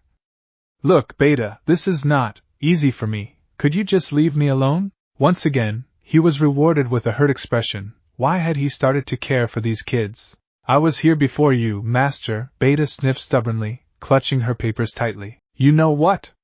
You're right, I'll go then, Conrad said, putting the books on a shelf, not really caring if the placement was correct. Urag Groshub would probably punish his not-enough diligent successor. Anyway, he would have been long gone before the old orc raised from the grave to punish him. Do you really have to leave now? The girl exclaimed while he started to move towards the exit. The sooner, the better, he said, not looking back once. He reached for the door's handle. Since you're leaving, could you at least help me with this research I need to do for a class? What? He slowly turned towards the girl, knowing that right now he had the most incredulous face that Nern had ever seen. What did you say? he asked, unable to understand why the girl had asked him that. I asked, if you would help me with a research of my own? For the extra curriculum? What are you working on? He sighed, caving in. Those pleading eyes could have convinced the troll to not eat the girl. I'm reading these old scrolls, Beta said, not believing that it had worked. They describe a spell of mysticism? Ah, yes, the so-called lost school, he mused, slowly coming closer to the girl to check the text she was showing him. Lost? Beta blinked. Well, have you ever heard of it before? Conrad smirked grimly. After the fall of the Mages Guild, a lot of things changed. Some traditions were lost, as well. Mysticism was a school that was slowly abandoned, but its spells, or the majority of them, were incorporated in other schools, mostly alteration. Oh, was all that Beta managed to say. Now, this spell you are studying? Here it is, she said, handing over a large, thick scroll. It's supposed to allow the user to teleport himself. But, let me guess, Conrad interrupted her after checking the details of the scroll. You can't teleport at all, right? Beta's eyes widened, and she looked to panic for a second before deciding to go for embarrassment. Yeah, I'm sorry that I'm not that good. It's not your fault, Beta, he sighed seriously. The girl was a ball of yarn made of insecurities. The fact is, you have only half of the spell. Huh! Which doesn't surprise me, since a lot of the old mysticism lore has been scattered and half forgotten, he mused. I've heard of this spell. It's composed of 2 separate ones. This is quite a good find. Beta, be sure to tell to Mirabelle about this, if she doesn't already know. But, what use is it? If it's just half of a spell. Well, I'm pretty sure that with enough time, a mage could reverse engineer the other half. See, this part of the spell, Mark, is the one that is casted first. It creates a magic rune in a location or an item. The other part of the spell, that you don't have, allows the user to teleport back to where the first rune. It was right then that an idea bright as a fireball exploded in Conrad's brain, and for a few long seconds, he just remained completely silent, staring at the scroll in his hand. Master, you're kinda scaring me again. Beta tried to laugh, but her voice was full of apprehension. Conrad blinked, and stared at her, and then at the scroll. Sorry, I just realized something, he half whispered, more talking to himself than the girl. Would you mind if I borrow this, for a while? But my research? The student asked, confused. No matter. You just made top of all my classes as far as I'm concerned. What? But weren't you leaving? Leaving? Conrad exclaimed loudly. Preposterous. I have a research to finish first. And with that, he left the poor, confused Beta in the Arcaneum. He was back in the game. A loud knock disturbed him. He was tempted to shout the good old fussroda at the intruder, but sadly he had closed the door from the inside. Go away! I asked to not be disturbed. He yelled without stopping, scribbling notes on a parchment. Master! A voice lamented from behind the thick wood barrier. Beta, I've told you I don't wish to be disturbed. I'm at a breakthrough. Here, Tassava told you guys that it was not a good idea. Oh, shut up, Furface. You were worried more than any of us. Does Sven want to start a brawl with Tassava? Was the angry reply. Guys, shut up. You're not helping, Master. You've not left your room in days. We're starting to get worried. I'll leave when I'm done. Just a few more minutes. Master, it has been 2 weeks. What's going on here? A new voice asked Mirabelle. Why are you all in front of this door? We're trying to get Master Conrad out of his room, Archmage, was the explanation given. Conrad? When did he came back? I never left. He shouted towards the door, then he added another scribble on the paper and crossed other 2. Didn't you notice? What? Why has no one informed me about? How did you even survive, Master? What did you eat? Books? Food is for the weak. He argued. Also, he had eaten, 2 days ago, 3 whatever. Master, if you come out, we have me for you. Conrad remained still for a full minute, not responding to the obvious bait. He went back to his work, giving the last touches to the whole thing. Give me that, Mirabelle ordered. Then he heard the sound of a bottle emptying. She wouldn't dare, and to his absolute horror, the precious nectar began to trickle in from under the door. Conrad, Mirabelle said, if you don't come out right now, this mead will never go past your lips. Conrad gritted his teeth. He was almost done. Oh, look at that, 1 bottle down, 9 to go. He heard a loud gulping noise. Ah, delicious. There's nothing like honey mead. Conrad's eyes went flat. All right. You win. I'm coming, he replied, hurrying to unlock the door. It was almost time to field test his newest spell, anyway. As he opened the door, he found himself face to face with a not pleased archmage who had an empty bottle in her hand, and various students were watching the scene. Conrad absently noted the other bottles, safely in Beta's hands. You monster, he hissed. What are you doing in my college, Conrad? Didn't you said that you would leave? I did, then I changed my mind when I realized how to complete my research. Master smells bad, Tasava lamented, stepping back along his fellow classmates. Wait, you realized what? No time to explain. Follow me. Follow you where? To the roof. And you may want to send someone to clean the pots inside my bedroom. As he walked in the hallway in the direction of the stairway, he heard Mirabelle ordering to the apprentices to do something about the horrible smell and whatever it originated from. A small fight amongst themselves as to who had to do it. In the end, Sven was shoved forward. He had almost reached the door to the highest place of the college, when Mirabelle, and some of his students, minus Sven, caught up with him. Conrad! Why are you going to the roof? The Archmage asked, now more curious about what he had in mind than the fact that he had practically stolen a room for weeks. Just need to test the spell I researched, and I'm afraid it can't be done with walls around, or a roof over your head, he explained, pushing the door. A spell that can't be used inside. Please tell me that you have no intention of experimenting with the Icarian flight. There are less idiotic ways to kill yourself. What? No. I have no intention of imitating a long line of idiots that could not even figure out that they had to land.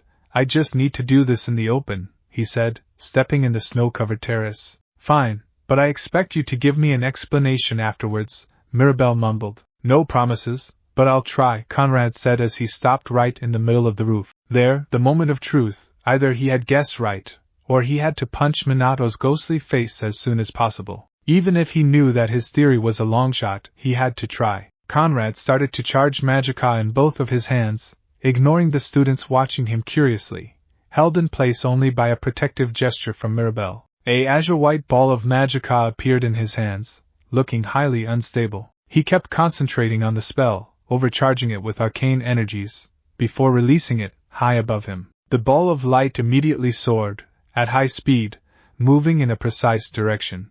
East, Conrad whispered, before smirking, sneaky little bastard.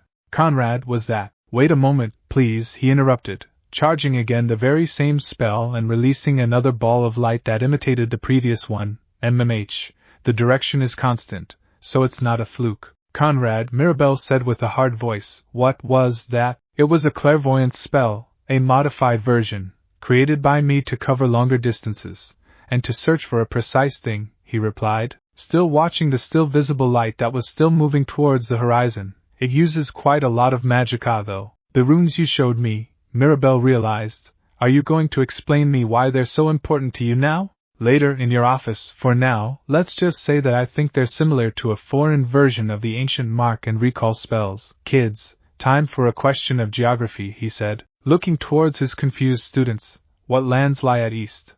Vanderfell? Beta meekly asked. Well, yes, but what lies further? On the other side of the sea? Akavir, Master Conrad?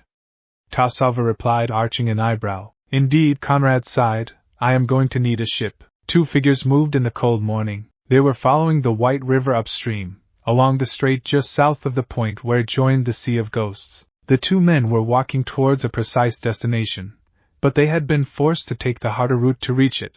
They were proceeding on freshly fallen snow, the older one forging a path through it almost effortlessly, using his staff to keep from slipping. Even if months had passed since that accident in Jalmarch, it was still a bad idea to travel the main roads. Technically speaking, Conrad and Haming were not even on any sort of road or a path. There was nothing in the land around the river, besides cold water, cold snow, cold ground and cold rocks. If you didn't count wild animals and the fish, of course. But the relative monotony of the trip was not the reason for the silence between the two adventurers.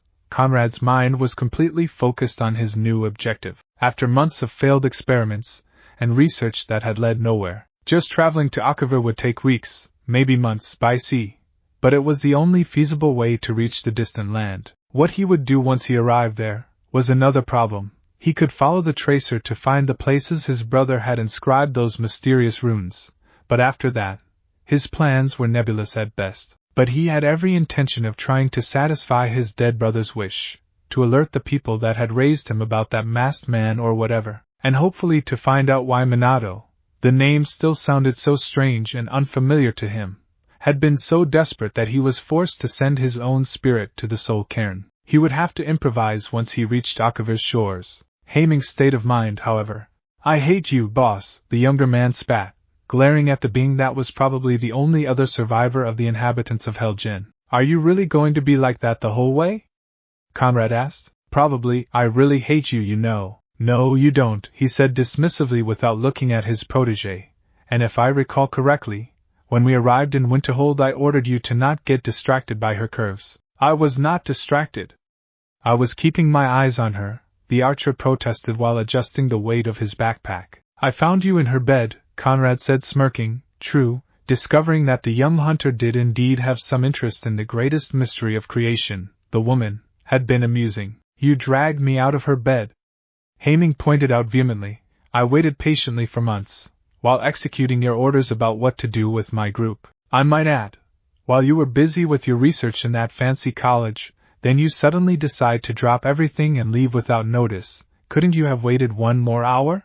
"You should thank me, you know," Conrad said as he climbed over a small gap. Once steady, he turned and offered his hand to the younger Nord. "Now you'll be able to tell your children, one day, about the time their Uncle Conrad saved you from the clutches of a busted older woman. Fadot is only 7 years older than me, almost 8, but I refuse to listen to age jokes from someone that used to fuck a millennia-old vampire," Haeming rebutted, accepting Conrad's help. "Former vampire," he said, feeling that pointing out such particular was important. He pulled, helping his younger fellow villager. "And by the way," Haeming started again when he'd regained his footing, "my children, if I ever have them, will not call you uncle." "Oh, I'm terribly wounded," Conrad mocked, as he started to lead again. "They'll call you grandfather," the younger man scoffed. It was a dig about his age, Conrad knew. He kept walking in silence, not wanting to give him the satisfaction of knowing it affected him. Still, he was aware of the tiny bit of, badly hidden, pride in Haeming's voice when he had proclaimed such a thing, and he understood the meaning behind it. A small part of him was moved by such declaration. In any case, he punched Haeming's arm when they arrived on a safer ground a few minutes later. "Hard, here we are," Conrad said, pointing towards the walled city on the horizon, Windhelm. "Oh good, a change of scenery. I'm sick of this river, boss." "We're almost there, Haeming. Come on, we're burning daylight. 4 days, only snow and fish, snow and fish. I want to eat meat." "Oh, quit your yapping, we're almost there." For a good hour, the two men marched in silence, one dreaming of juicy, hot slices of roast, the other thinking about his next move. A journey to Akiva was no easy task.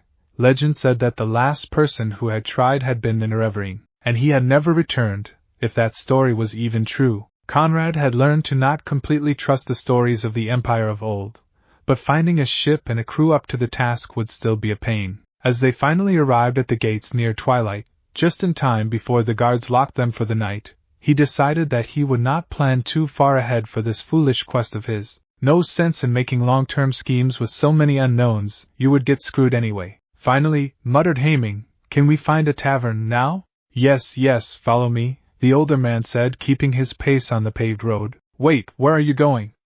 Haeming asked, confused. "The Candlehearth Hall is that way." "I can't go to that inn. We're going to the new nicest corner club." "Oh, I don't mind being around Dunmere, boss, you know that, but why?" "The current owner of the Candlelight Hall used to be a Stormcloak," he said with a regretful tone. No other explanations were given, or necessary. The short walk to the other inn was as silent as their walk in the snow, if not more. As they passed in front of the closed and barred Temple of Talos, Conrad lowered his head in shame. That night, he dreamed of a woman with beautiful red hair. It was not the flame-like red he had seen on other people. Her hair was red like blood. She was speaking a tongue he could not understand, but she was smiling at him, and her smile was like sunshine. "Stupid dream, stupid leaves, stupid dead brother," Conrad mumbled as he chewed his breakfast. It was clear that Minato's spell had done more than just plant 4 funny symbols in his head. He just wished he had told him that it would have messed with his dreams. "What dead brother?" Haeming asked in confusion. "Never mind, It's a long and crazy story, I'll tell you later. Fine, so what's the plan now? The young archer questioned as he split the dark bread in two rough halves and offering one to the older Nord. Simple, I have to find a ship, Conrad said before taking a gulp of ale. That shouldn't be a prob. Without telling them the destination yet, just that it's far away, it's risky, and that the ship will beach on a foreign shore. Yeah, boss, simple, I don't envy you. What about me? Still eating, Conrad just pulled a folded piece of paper from one of his pouches and offered it to Haming. Boss, what is this? The young lad asked in confusion after opening it and reading its contents. A list of provisions that could be useful, you know, food, ingredients for potions, scrolls and blank papers, 1 or 2 extra weapons, mead, stuff like that. Can't I just search for a ship instead? Haming pleaded. No, are you crazy, pal? I'm not moving my ship without knowing where. The Breton merchant said, laughing a little. Get lost. The Dunmare said, emphasizing his words with a rude gesture of the hand. Either you tell me where you want to go, or I'm not even letting you on my ship, the old man that looked like a pirate said, immovable with his arms crossed over his chest. Wait, don't I know you? A woman asked, looking at him with a curious eye, the one not covered by an eye patch. The man just laughed, hard, for several minutes. Finally, when he seemed at the point of attempted suicide by asphyxiation, he began to regain control of himself, which required another few minutes. Finally, he spoke to Conrad. Fuck off, stupid captains, with their stupid ships that I need, he growled in the dim lighted room of the tavern, clenching his fists on the sides of the table he was sitting at. No luck, boss? Haming asked, placing a pair of large sacks on the wooden surface before sitting on across from him. A whole day, wasted. Nobody is interested in a well-paid journey on an uncharted route without knowing what exactly to expect at our destination. Can't imagine why. The younger man said, rolling his eyes. Did you find everything on the list? Conrad asked, gesturing to the sacks. Well, everything but, well, what a hilarious sight, a voice interrupted. Turning towards the almost desert's common room, the two men saw a Dunmare moving slowly towards them. It was the owner of the establishment. The Dunmare was sneering. As he spoke again, the two bloody Nords are in trouble, Nobody wants to join their crazy adventure? Conrad saw Haming's gaze move from the rude Dunmare to him. He was probably wondering how the older Nord would have reacted to such mockery. The few patrons inside the inn grew silent. As the innkeeper arrived at the two men's table, the face set in a frown. What's it to you, Grey Ears? He growled, narrowing his eyes. The two of them stared each other down, blue and red eyes, for a tense few minutes. Haming seemed on the point of using one of the mugs on the table as an improvised weapon. Then Conrad and the dark elf started laughing, much to Haming's confusion. The other Dunmare in the inn snickered a little, like they were seeing a familiar scene, before focusing on their drinks again. Took you long enough to get out of that counter to see an old friend, Mouther. I had to wait until there were less customers. I run a business, Conrad, the dark elf said, placing a jug and 3 cups on the table. Here, the best matzo you'll find outside of Morrowind. I didn't order it, Mal, Conrad said, looking at the liquor with confusion. Nonsense. It's on the house, the innkeeper said while serving the two Nords and himself a good portion of the beverage. This, and more, for the man that killed Ulfric Stormcloak.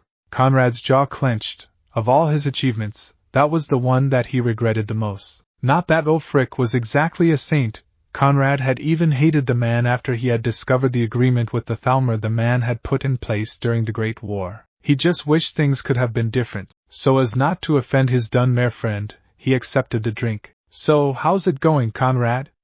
The boy with you seems a little shocked, Mouther said, gesturing towards Haming that was still looking at them, not even registering the full cup in front of him. Never mind him. He can't understand our old inside joke, Conrad said, smirking. Haming, this is Mouther Elenil, leader of the local Dunmare and owner of this hole. Hey, I take offense in that, Mouther scowled again. It stopped being a hole after I took over. Also, having Brunwulf Freewinter as a Jarl helped. I can imagine, Conrad resumed. And Mal, this is Haming, my minion and lackey. Hey! I'm only a lackey, not your minion, the younger Nord protested. Sure you are, Conrad snorted, ignoring the fake affront on Haming's face. After all, you just call me boss all the time. A pleasure, young lad. So, what's this story about a ship?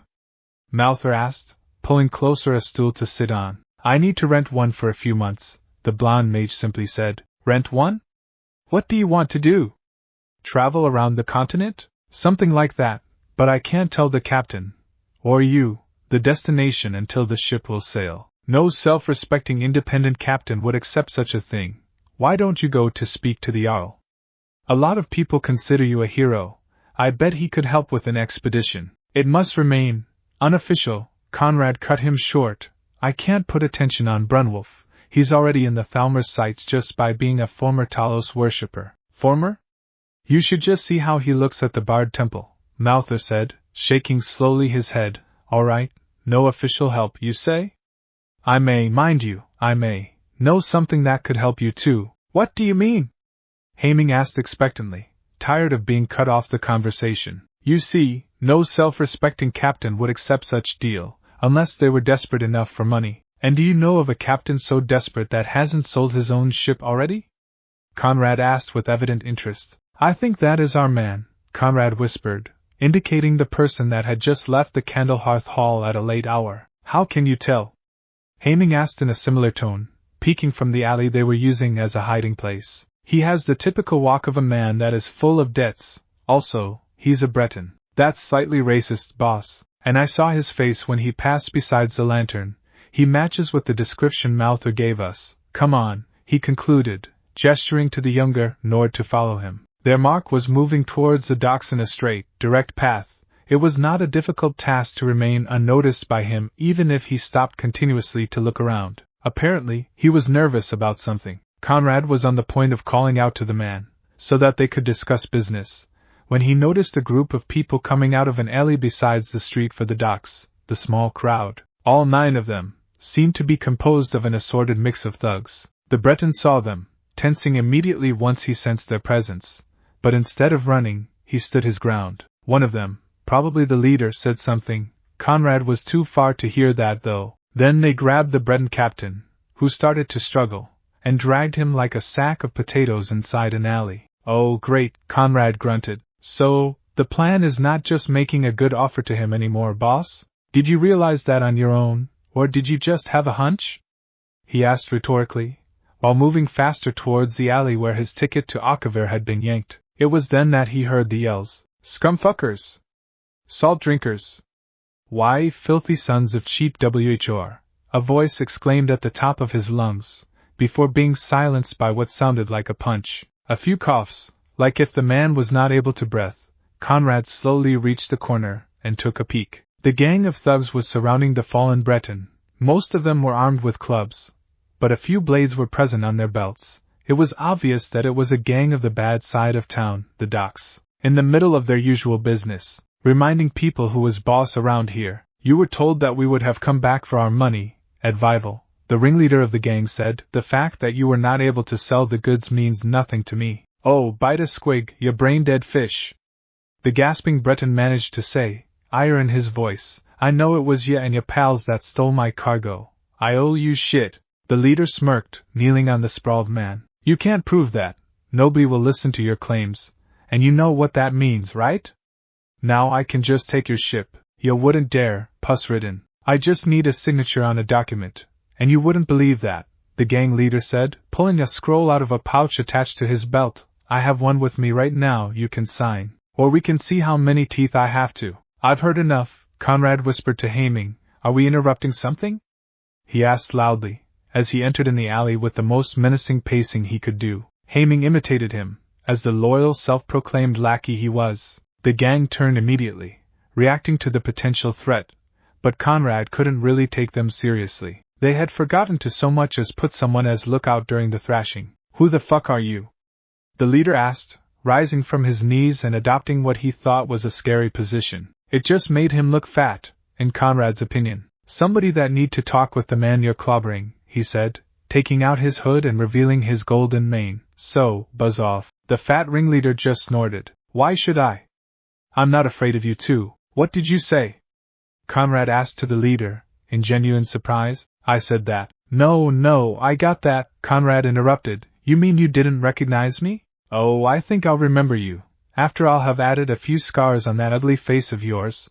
The fat criminal sneered. Around him, the gang seemed to find more confidence. Conrad just blinked. You know, this is surprisingly refreshing, he said, scratching the back of his head, but to tell you guys the truth, I was counting on my reputation to scare the shit out of you. It's because you're not like you are in the songs, boss, haming through his own 2 septums while ignoring the confused gang. You're not wearing that horn helm, he said, gesturing on the sides of his own head with his fingers. Talos, Conrad growled, I hate that stupid helm.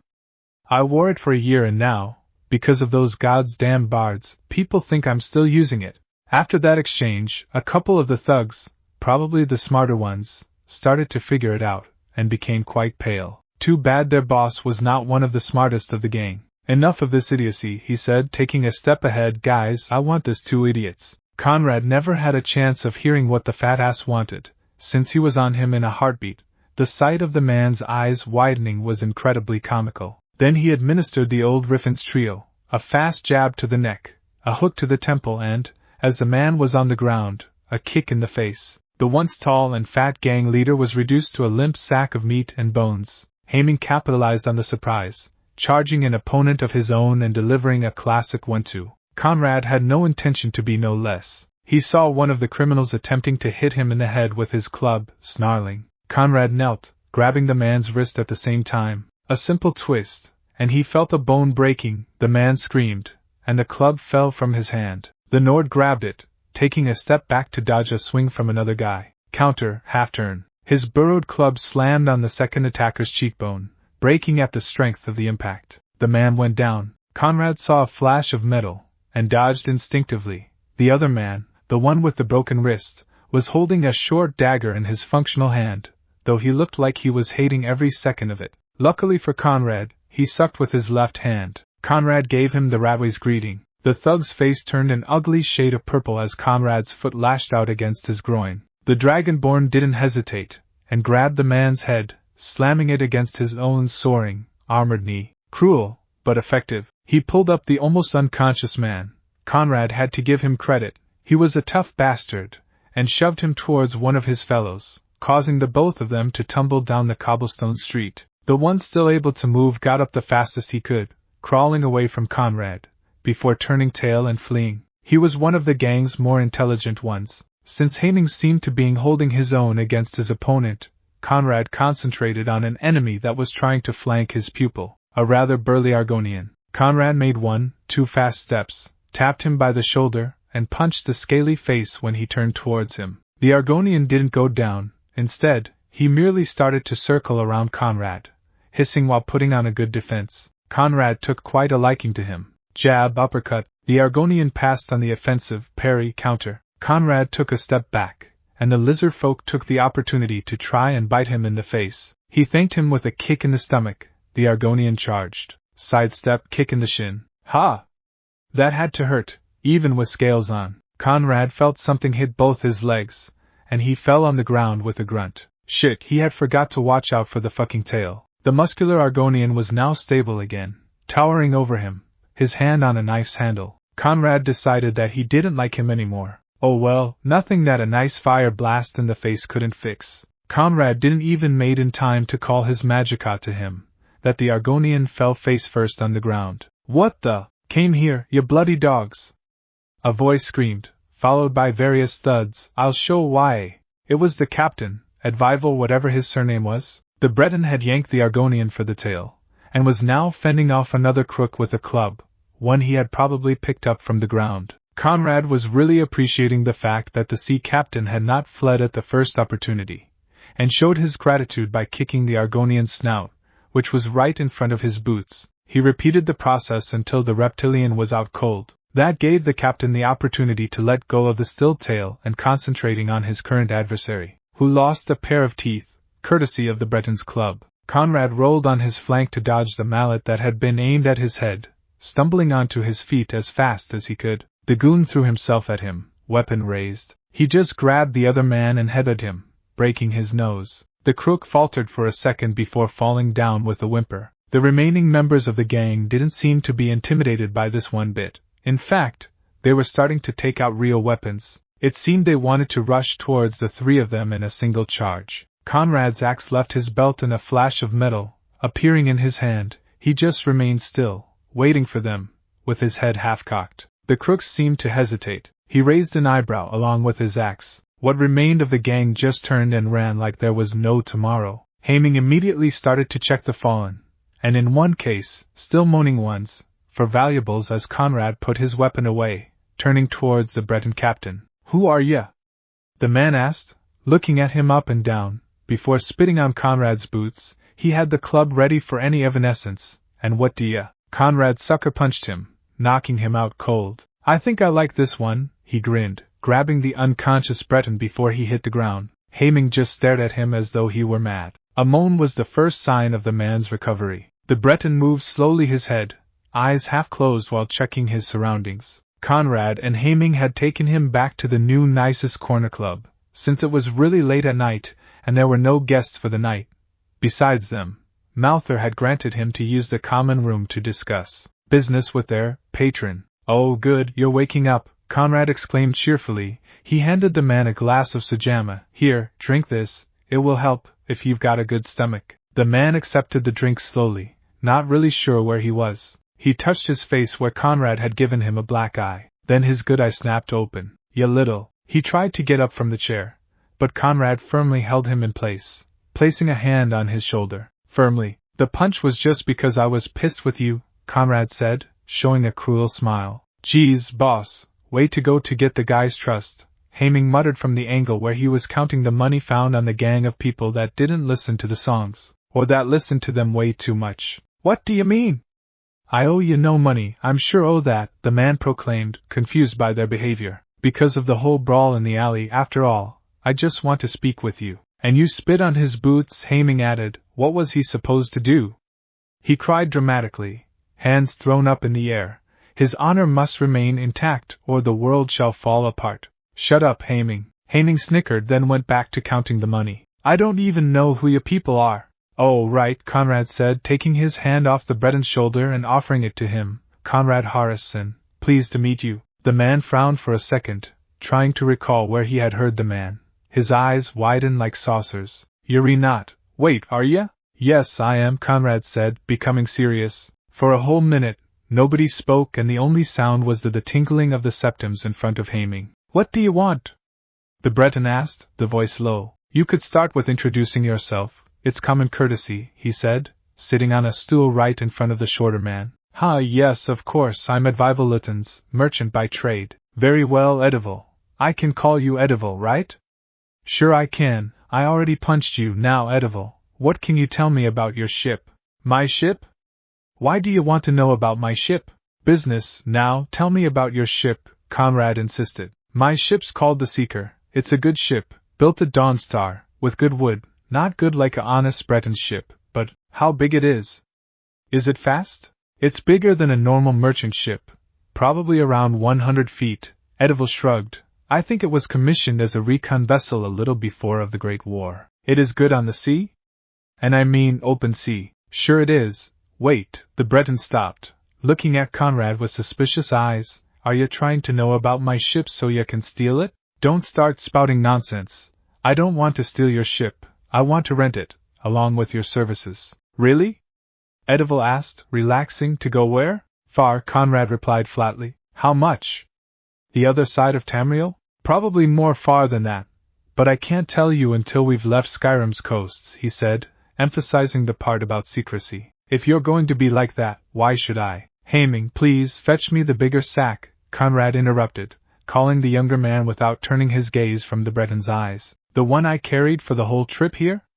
Haming mumbled. "Yes, that one," Conrad smirked. The younger Nord complied reluctantly, rising from his seat and walking towards their room. A few moments later, he came back with a big burlap rucksack, nearly as big as his torso. "Thank you," Conrad smiled, relieving his younger companion from the massive weight. Edival looked curiously at Conrad, only to retract a little when the Nord unsheathed his dagger. With a fast, precise movement of the blade, Conrad made a cut in the side of the sack, letting its contents spill out on the table. A sea of gold, both septims and ancient coins from before the Empire, poured from the wounded rucksack with a metal racket. Coin against wood, coin against coin, each shining in the candle's lights. It took a few moments before silence fell down on the room again. "Is this enough?"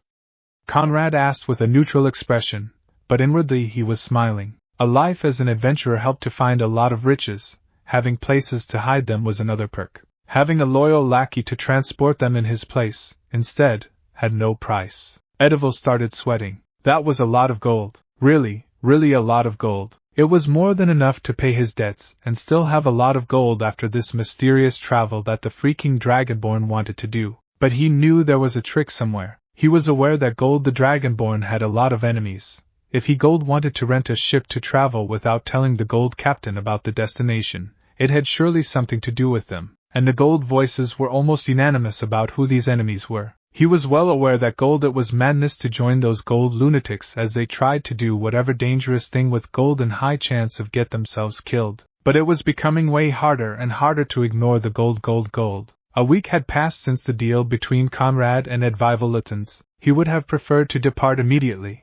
But even with his limited knowledge about sailing, the Dragonborn knew that such a long journey, on uncharted seas to boot, required an adequate preparation. Conrad was sitting on the pier, facing the sea, organizing the letters he had prepared to explain his absence to the people he trusted and half-truths for his contacts in and outside of the province. Once in a while, he could see the crew he and the Breton had recruited passing in front of him with crates, sacks, boxes and barrels.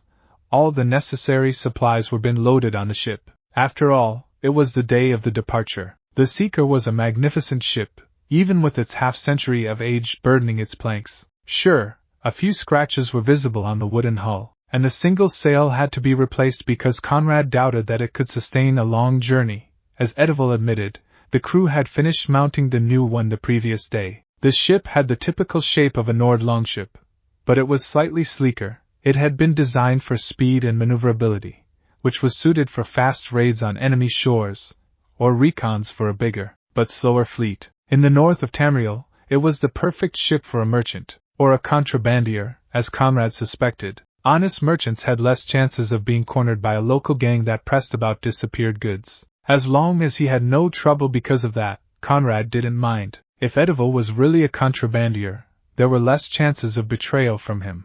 After all, the honest merchants of the sea founded business only thanks to their reputation for being reliable people. Also, he had left half of the gold in a secure place, as insurance. His father had not raised a stupid boy. The sound of steps and something heavy rolling on the wooden planks caught his attention. Turning, he immediately hid the letters in his satchel. Some of the men, and women, and mare, and beast folk. Some of the crew members were moving 3 big barrels on the pier, under Haming's supervision apparently. "Hey boss," the young Nord greeted, "careful with those as you load them in the ship, people, don't damage them." "There you are, Haming, where have you been?" "You disappeared for 2 days. "I was busy, boss," Haming retorted. "By what? More curves?"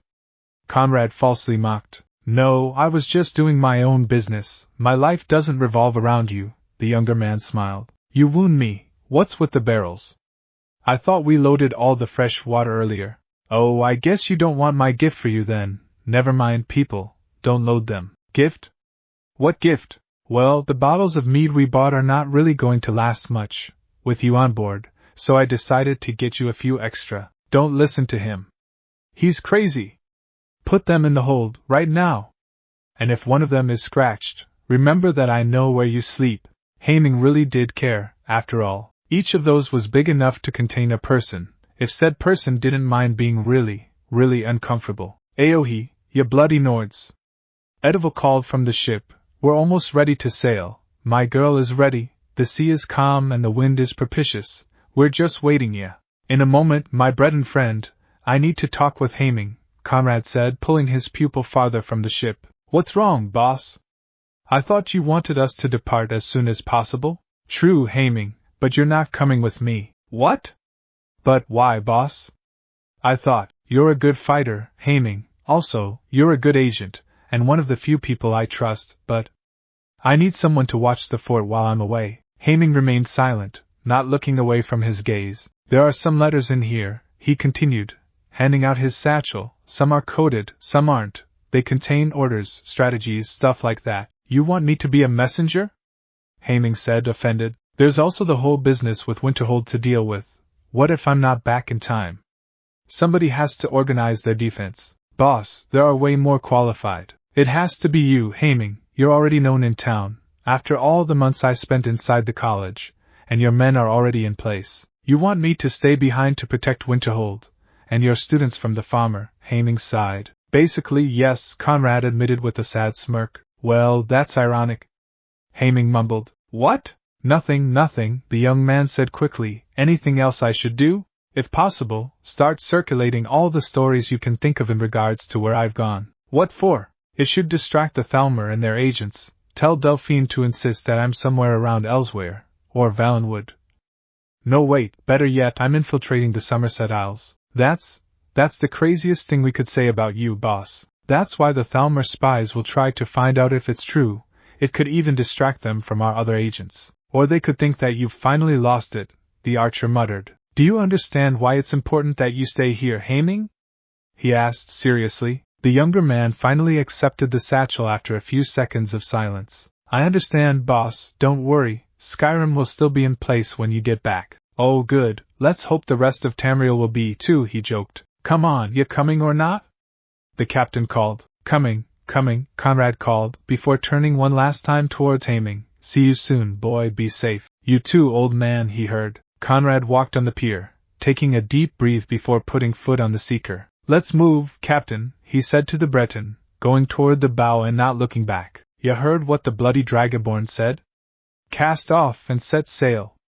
Edival ordered to the crew with his loud voice. Conrad didn't move from the ship's prow for several hours. His next journey had finally begun. Naruto felt something being placed on his head, but he kept his eyes shut, as Irika asked him to. Sensei, how much longer?